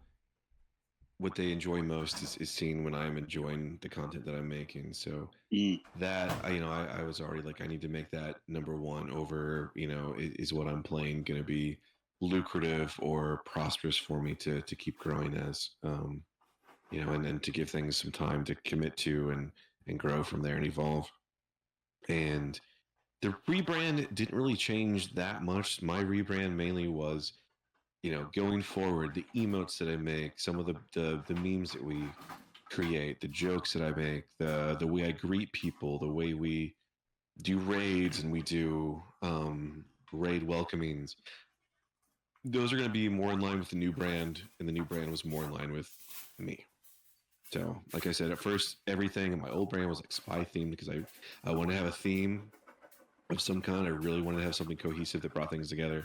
And so I leaned into that. And when I didn't feel like that was serving me anymore, and when I wanted to make new content and I didn't want it to be spy themed, that's when I was like, I should rebrand and make things more in line with the vibe that I bring, which is very, very PLUR, very rave influenced and music influenced and just good vibes and kind of somebody said wholesome and horny one time, so we're very sex positive and we're also very wholesome, and so it's a little column A, a little column B, a little column 69, whatever you're into, it's all good. That's another cool little thing that like it's all good, like it's just, and that's in my name, and you got to welcome these things as they come and make memes and make branding out of them, and you don't know where it's going to come from sometimes, yeah. This like I do like and then we can whoop, whoop, whoop. So these are I really enjoy fun effects like and stuff like this, and this is not really spy cool. This is not spy themed at all, there's nothing spy about that, but somebody at one point started calling those Dasgud trips, because it's in my name, and so that was like a fun little thing that just evolved from a branding that I never intended to put out there or to be a part of my brand, but you never know what's going to happen. Well, that is a very good answer, and thank you so much for so far. I mean, I've written down about everything you've said, so thank you a lot for that, my friend. It's my pleasure, brother. Thank you so much, man. All right, Mangos. Yeah, thank you. Inviting you back up. Yippee! Hello. What up, Mangos? How you doing? I'm doing great. How are you? Good. Good. So you did answer most of my questions, so thank you for your time. I know you've been here for a while, so much appreciated. No, my pleasure. I think really the last question I have is how important you think a stream schedule really is, because I think all of us are relatively new to streaming and just balancing, work life with stream life and all of that, and just having a consistent schedule when I'm very much like a spur of the moment person at the same time. So, when you started off, were you dedicated to a schedule, or do you think it's fairly important now where you're at now? I think it's the most important thing. I think it needs to be the foundation. It needs to be the rock. It's I have friends that they unfortunately with their schedules they stream when they can, and for a couple of people that works, but for most people it does not. They your community and viewers, they want to know when and what to expect, which is one reason that variety streaming can be quite a bit more difficult to grow from, as opposed to if you are just like a one game or a one theme streamer, like maybe you just stream horror games, maybe you just stream shooters, as opposed to like just one shooter game. It is a little bit more difficult to grow as variety, partly because people want to know what to expect and when to expect it. Let's if you think about like a TV show, there's a show you want to watch. Are you gonna watch, like, how hard is it gonna be to watch the show? Like, if you don't know, like, is it gonna start at 8? Is it gonna start at 8:15? Is it gonna start at 8:30? Is the show even on tonight? Do I know? Is it on every Thursday? Like when you think about it, like a TV show that's on every single Thursday at 8, like that's easy for you to catch because when it's gonna happen. And if they air a lot of reruns, or if some night they're like, oh, we're gonna air a completely different show, on this night, you're probably gonna stop watching because you're like, I don't know what the fuck to expect from this. And so that's really big. Having a start time that you treat it like a job, like that you're like on time for, that is really, really, really important. Making sure that people know when you are streaming and then sticking to that is huge. That's really, really important. And I know that can be difficult with people's schedules and other things. And it's another instance where, can you balance your life around that? Can you make that work? If you can, you really should. That's huge. I think scheduling is really, really huge. Yeah, no, that totally makes sense. Okay, and my last question is with content creation, do you any like tips or tricks you may have with that? Are you just pulling your VODs and clipping them yourself, or what does that kind of look like for you? For as far as like disseminating things into other platforms, you mean? Correct. Okay, so and this is part of something I wanted to touch on a little bit when Sis earlier was talking about being a musician. Treat Twitch and the creator dashboard and OBS like a musical instrument or a game that you want to get really, really good at. There are so many features here that you might not know about, that you don't even know exist unless you dive deep on these things. What I do a lot of times, like every other month or every couple 3 months, I go to Twitch, I go to that creator dashboard, and I go through every single freaking tab, and I allocate a little bit of time to every pixel to see if they change something. Is there a new form of something that I can do? Is there a new feature here that I missed? There's some really good things in here that can help you. For instance, if we are talking about, clipping things and getting it out there, there's a really cool feature in your clips now that is still fairly new to Twitch, where you can create, or you can convert your clips into a YouTube short and then port it over to YouTube. Super easy. They make it really easy, and they make it easy to format and edit it right there and put your name on it. So that's super easy to do. And that's really important. It's very important because, if you stream for 2, 4, 6 hours at a time, nobody has time to then like go through and be like, when was this? Was this a funny moment? Okay, I'm going to export it into this and then clip it down to just this part. You have to make it as easy on yourself as possible. If you have a Stream Deck, or even if you don't have a Stream Deck, there are ways to set up hotkeys in that creator dashboard so that you can hit a button while you're streaming, and either it can generate a clip for you based on just like the last 30 seconds. Or if you got a little bit more time, you can set what's called a stream marker. So you can go back then, look at your big VOD and be like, okay, like I need to go back and look at this little marker. I know there's some good content around there I can clip down. And then Twitch makes it really easy to kind of re-edit it from there and then port it over to YouTube. At that point, you can download it and put it on Instagram or TikTok, pretty easily from there.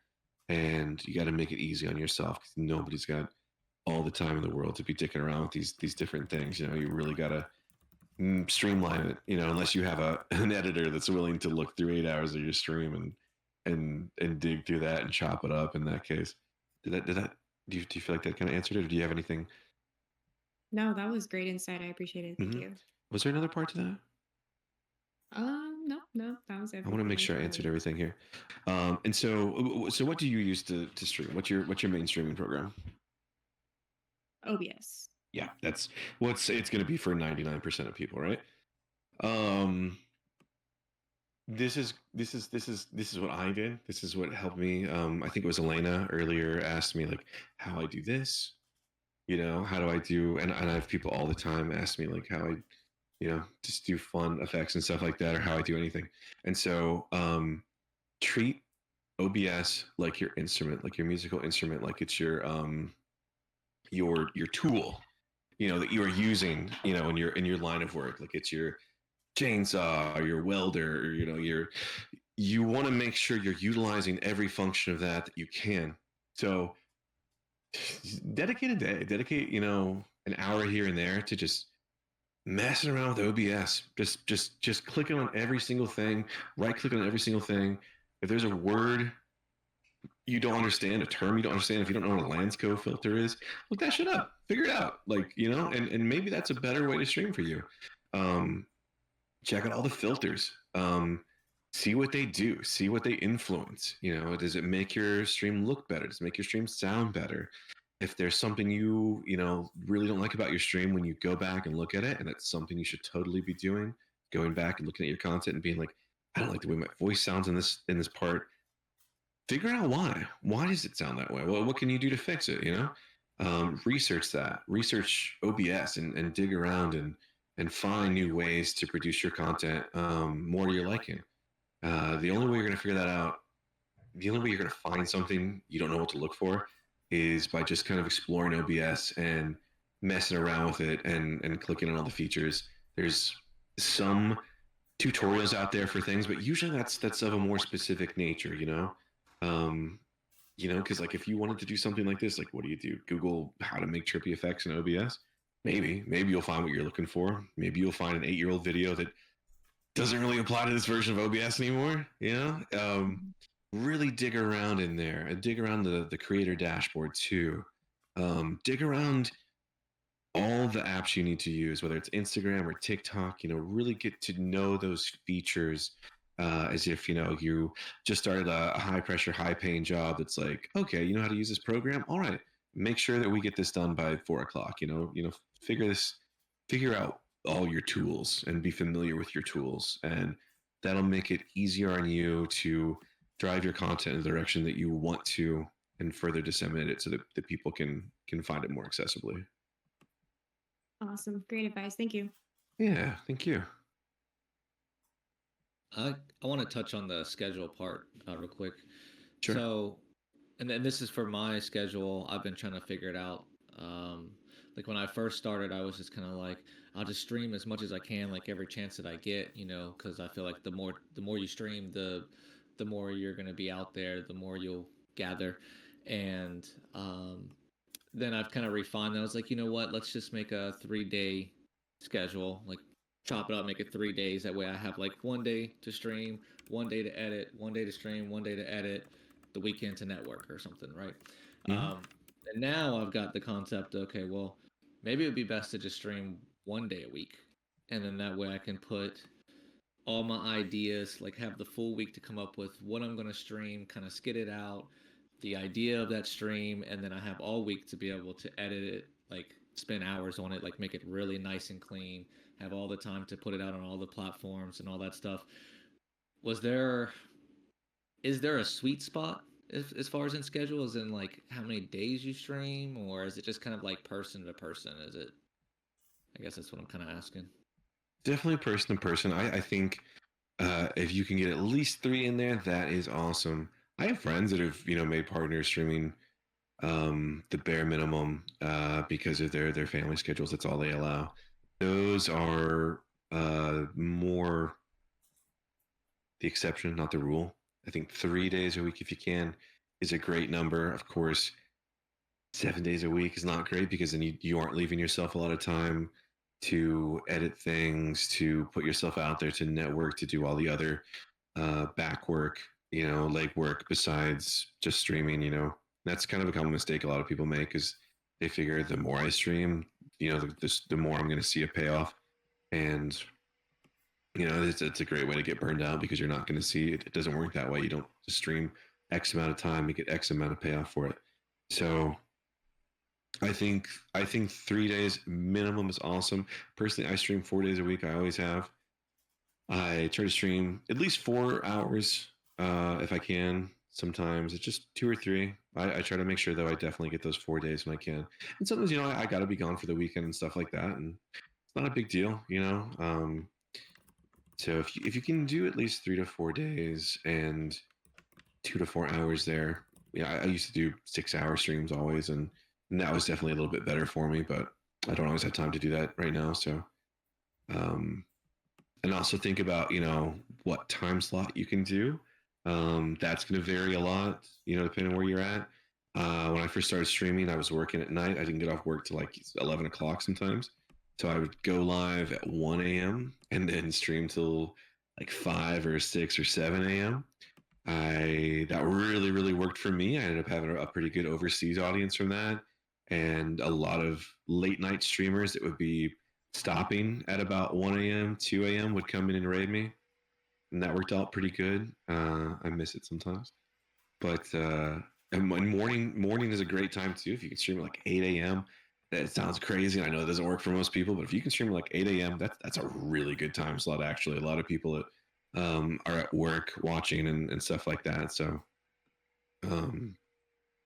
yeah, I think at least 3 times, 4 times a week, and make sure you got a start time that's established and people know when and make sure that you're on time for it. That's really big.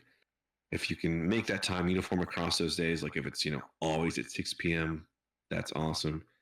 If you got to switch it up depending on the day, that's okay. That happens, but just make sure that people know when to expect you and make sure you're on time for it. Oh, cool. That's perfect. Yeah, that's what I was looking for because I'm a nighttime streamer. I normally like 9 p.m. to 11 midnight sometimes because I work throughout the day. So yeah, that's what I was looking for. Yeah, good 2-3 hours 3 times a day. Probably be appreciate it. Duly noted. Yeah. All right, I'm gonna bring Elena up. I think my biggest question. So like, I enjoy streaming, right? But what I want to stream versus what like people watch, I think like especially on mine is hard.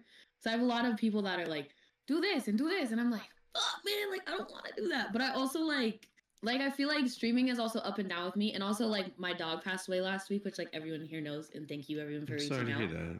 No, it's okay. So I think my like want to stream like went super down for a little bit. Mm-hmm. But then this week I kind of hopped back in with like horror games, and I got like not like a ton of viewers on it, but like viewers that were engaging. And I kind of like preferred it more, like having less viewers, but at least they were like engaged, like as opposed to like just lurking and stuff. And like I appreciate everyone that lurks and stuff like that. But I don't know. I feel like is that bad for like growth, like to have less viewers but they're more engaged like in chat and in like the game, or like does that really play a role or anything?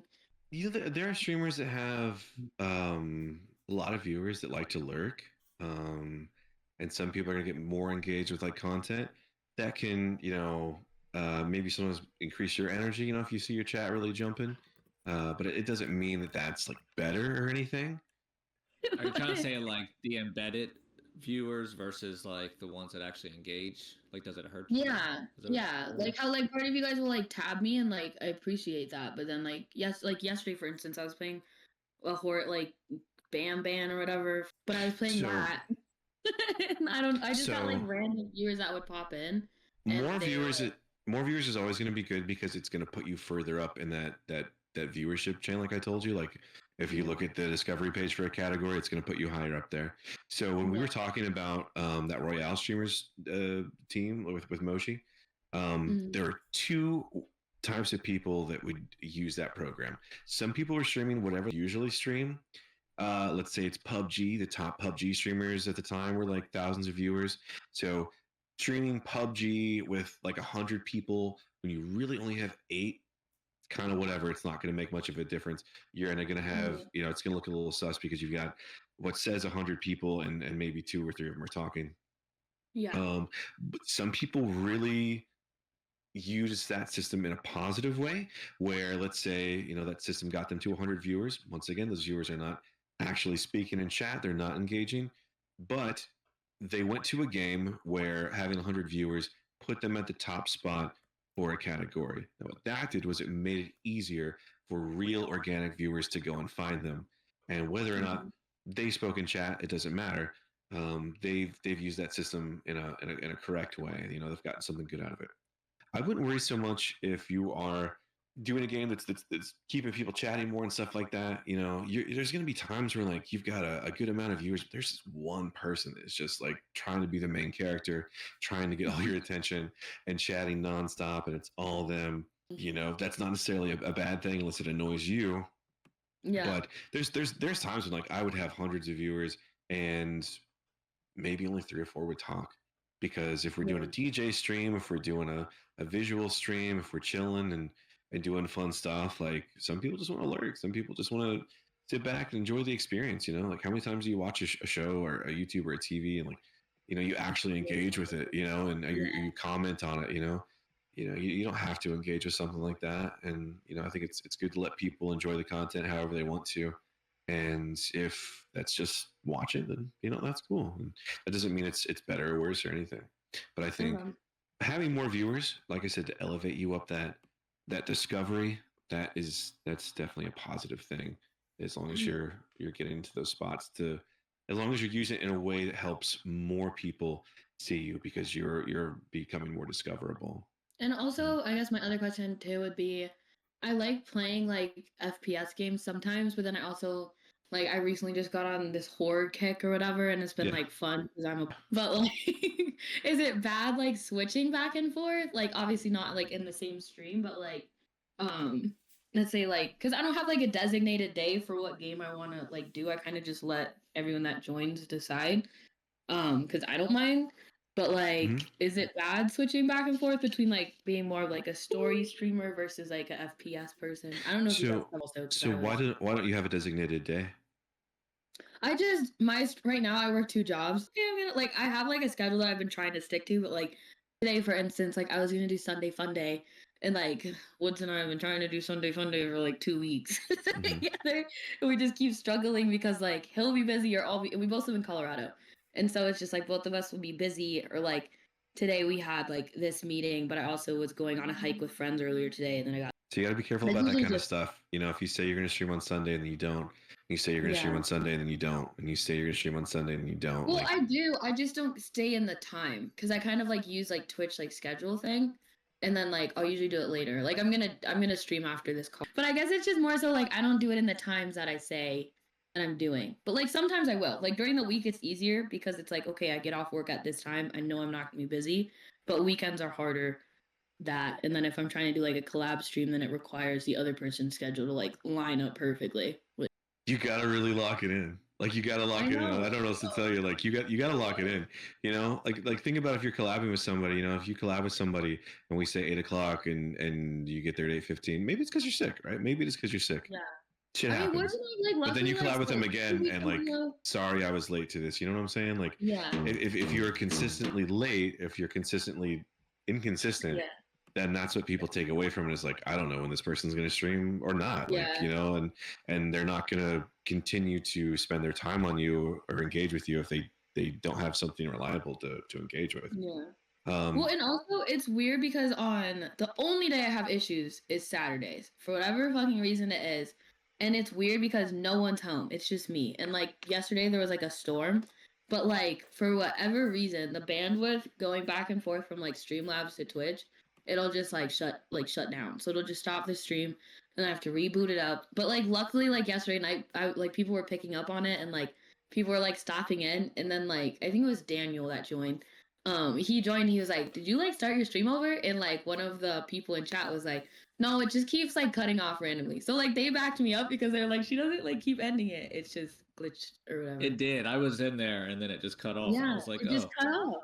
Yeah, and it does that only on Saturdays. Only Saturdays. I don't know what the issue is, but So that's out of your control. That sucks. It happens. Sometimes my internet goes down. I don't know why. For some reason too, like my just let me just get this out and finish what I'm saying here. Sometimes in my neighborhood I have brownouts where it's like the power goes out for like 2 minutes only, and that kills my stream, and that sucks. So one thing, so I kind of focused on what I could control with that. I ended up getting a uninterruptible power supply that will maintain my stream, my internet, even if the power goes out for just a minute or two, because I knew that was something that happens outside of my control. You know that sometimes Saturdays are chaotic for you. You can't always commit to a time on that. So I would say maybe don't stream on Saturdays. Maybe don't try to commit to a time that you can't commit to. You really, really need to lock in a schedule, and I mean, it's just gonna happen. You're gonna get sick. Your internet's gonna go out. Your power's gonna go out. Things are gonna go up and down, and that's out of your control. So you gotta control what you can control and make it consistent and reliable. Yeah. I mean, the other thing too is Saturdays, like working 2 jobs, like that's my free day. So it's like sometimes it goes down, sometimes it doesn't. So it's like it's out of my control. But most of like the viewers I have, at least yesterday night, they were like they would just stay and wait, and I'd like text and chat and be like, "Okay, it's rebooting. Like, give it a second." And they all stayed throughout, except for Sis. Just kidding. Well, like everyone else, they like kept staying through it. So like I didn't know you were coming back. No, I just thought it ended. So most people going forward are not going to stick around for stuff like that because they don't know. I mean, they don't know if you're actually going to be back or not. They don't know if your internet is going to fix itself. They're going to stop watching. They're going to spend their time doing something else because it's not reliable. They don't know for sure that you're going to be back. So that's good that some people are. That's really good. Most people over time are not going to. I mean, if you're watching, like put it back to like TV or something. If you're watching a show and it's kind of like like imagine if the commercials like were popping up like at a random time. You don't know how long you're going to be watching commercials while you're watching a show. Like it's kind of like that.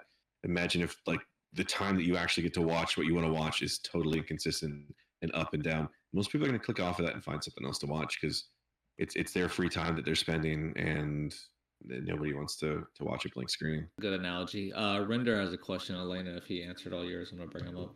What's up, Render? What's up?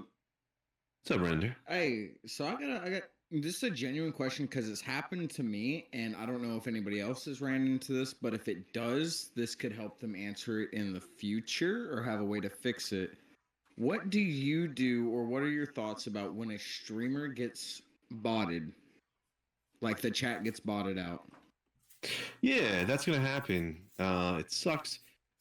It's gonna happen. So we know that it's gonna happen. We know it's gonna happen periodically. It's probably happened to me a handful of times over the years. So what can you do to prepare for it? You can do a couple different things. Twitch has made it really easy nowadays. There's a lot of different. You mean like view botted or follow botted? Either one, really, I guess. Yeah, either one, and also with your chat getting absolutely annihilated. Yeah, so Twitch has made it super easy. There's a lot of different ways now to from the Twitch dashboard or to have your mod team lock things down. I think it's called shield mode, where you can set it to where there's other things you can do too in the Twitch dashboard. So once again, go through like every little feature and tab of the creator dashboard. There's probably some cool stuff in there you didn't know you could do.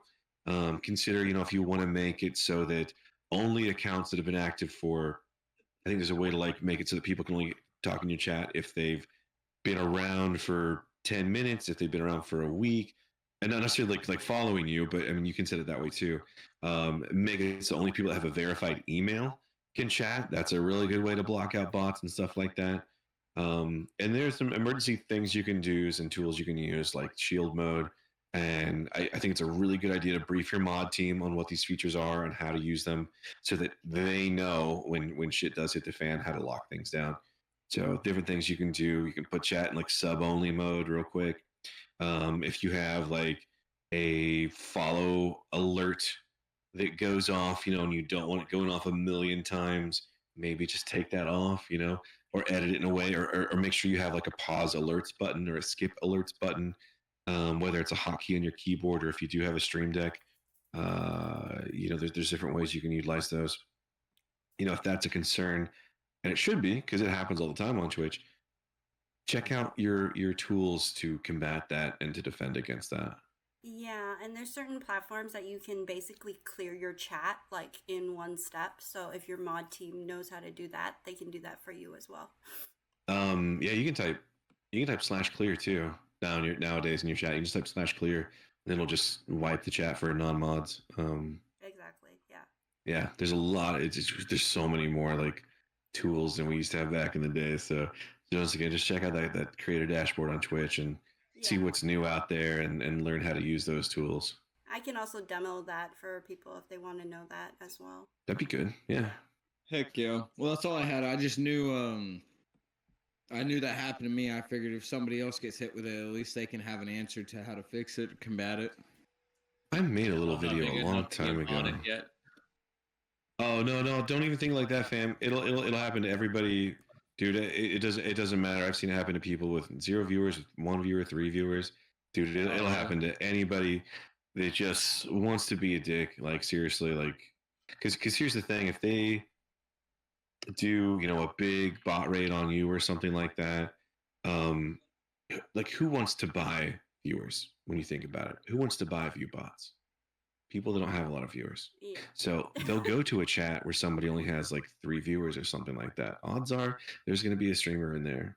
And if they can be exposed to someone that knows how to deploy bots like that, there's a higher chance that one of those people that's in the chat streaming to 1 to 3 people is going to be like, shit, I want to know how to do that. I want to figure out how to get, viewer bots and stuff like that, because they think that's a good way to grow. Yeah. So yeah. Yeah, I've had a full stream team get botted nonstop. So yeah. Well, /clear seems like that's a good technique. I didn't even know that. It is. Follower only chat is also really good.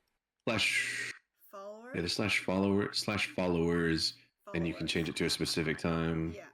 /followers off to turn off. There's shield modes in there. Just /shield will actually deploy a bunch of different restrictions. Yeah. That's wild. It's so easy to do nowadays. It's much better. I have a whole button on my Stream Deck that shoots off like a multi-action of like subs only, clear the chat, couple different things. Yeah. Stream Deck's worth it. I was looking at getting one, but I was like, I could just use hotkeys. If you can just use hotkeys and you know how to use hotkeys, fucking use hotkeys. Absolutely. Anytime you are introducing software in your technology chain, it's a fucking risk, because there are times when I've needed the Stream Deck to function and is it laggy because of a new update? Is it just not working today and now I got to dedicate time to troubleshoot and figure out why?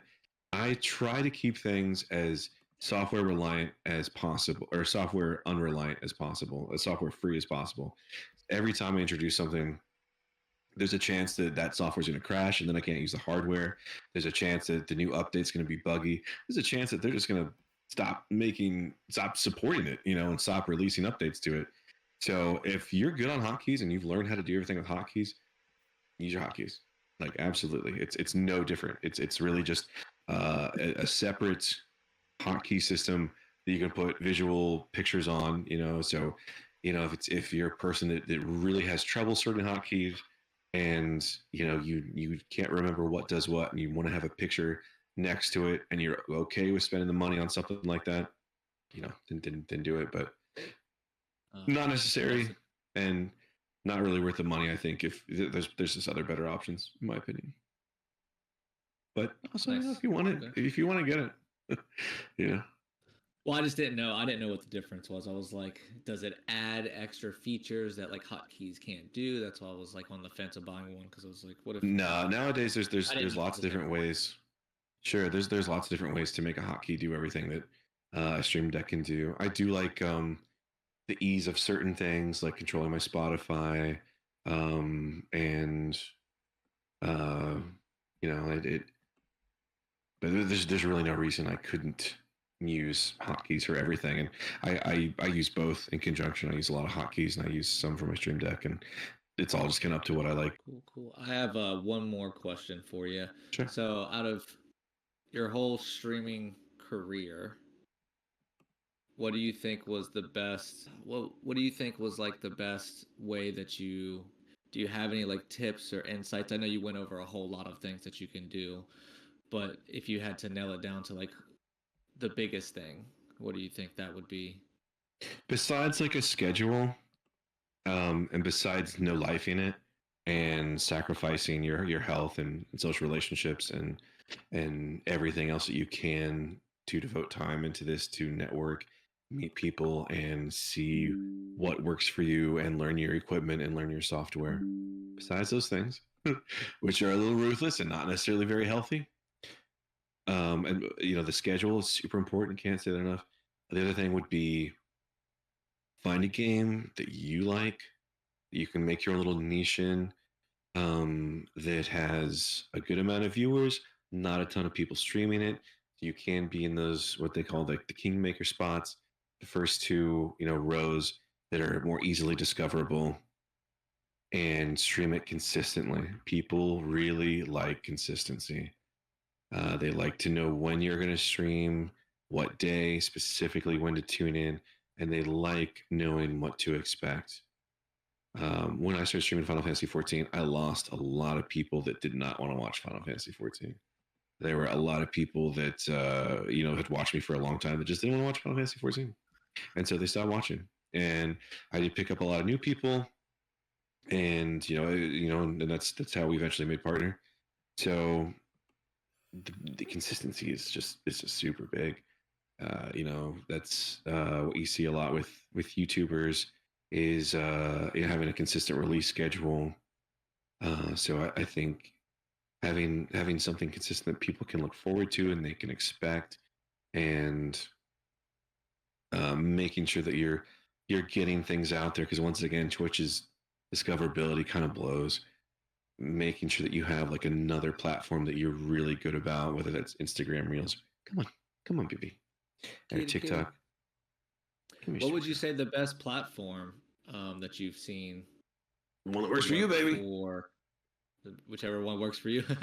Yeah, the one that works for you, for real. Because like I said, I've got friends that have no Twitter growth whatsoever. Some of them love TikTok. Some of them do great on Insta. So you have to experiment and see what works best for you. And that's it's gonna be different from person to person. Yeah, there is no best, unfortunately. I wish I could have figured that out, but that was the best thing I figured out. I was like, there is no best, and you gotta dedicate time to the one that you enjoy interacting with the most, for sure. Oh, cool. Well, you've gave me a lot of insight tonight on everything. Oh, I'm happy to hear that. Taking a lot of notes, and I'm going to be changing up a lot of things off of this. So I do appreciate the time and for coming in and talking to everybody and helping our little group, elevate us, whatever they take away from this. Hopefully everybody got some good insight on things too. So I really appreciate you, and I'll definitely be checking out your streams, as well. Thank you. My pleasure, man. Yeah, and then feel free to hit me up, and if you got any more questions, ask me about stuff, and if you just think of anything, like I said, I'm just happy to be a part of the streamer sphere and Twitch, and I like helping people out, and yeah, I'm excited to check people out streaming when I can see them, and see what y'all like to do. Yeah. Well, you've helped me out a lot, so I appreciate it. Oh, my pleasure. Yeah. Thank Moshi, because she was the one that got me in here, and I was cool. I was cool doing it because I love Mochi and I've known her for so long. So thank you so much. I'm sure everybody has something to take away today. So yeah, if anybody has future questions, definitely throw them our way, and yeah, we'll see if we can answer them for you. But I do hope that we can see everybody in each other's streams more, because that is what it's all about, connecting, right? So thank you so much for your time. thank Definitely you. love sitting Kitty. Oh my goodness. She's very smart. Yeah. And it's all thanks to you that I got to meet Fork Girl too. So I really Oh learned yeah, a lot from her. So yeah. she's awesome. She's Amazing. fantastic. Thank you, and I hope we can do more fun sessions like this with Yeah, everyone. my pleasure. Yes, it was great. I appreciate it, Doss. I will be Alrighty, sharing well, it. Yeah. I was gonna say, I guess everybody's got all their questions answered, and I gotta work in the morning, so I'm gonna. I don't know if you guys want to keep talking or not, but I gotta go soon. But I appreciate you, Doss. Thank you so much. Yeah, my pleasure, brother. Yeah, like I said, I'm always around, so hit me up or hit up Mochi, and I'll be in touch. So Yeah, for sure. Cool. Thank you so much. Everybody have a great night. See you on Twitch and in chat.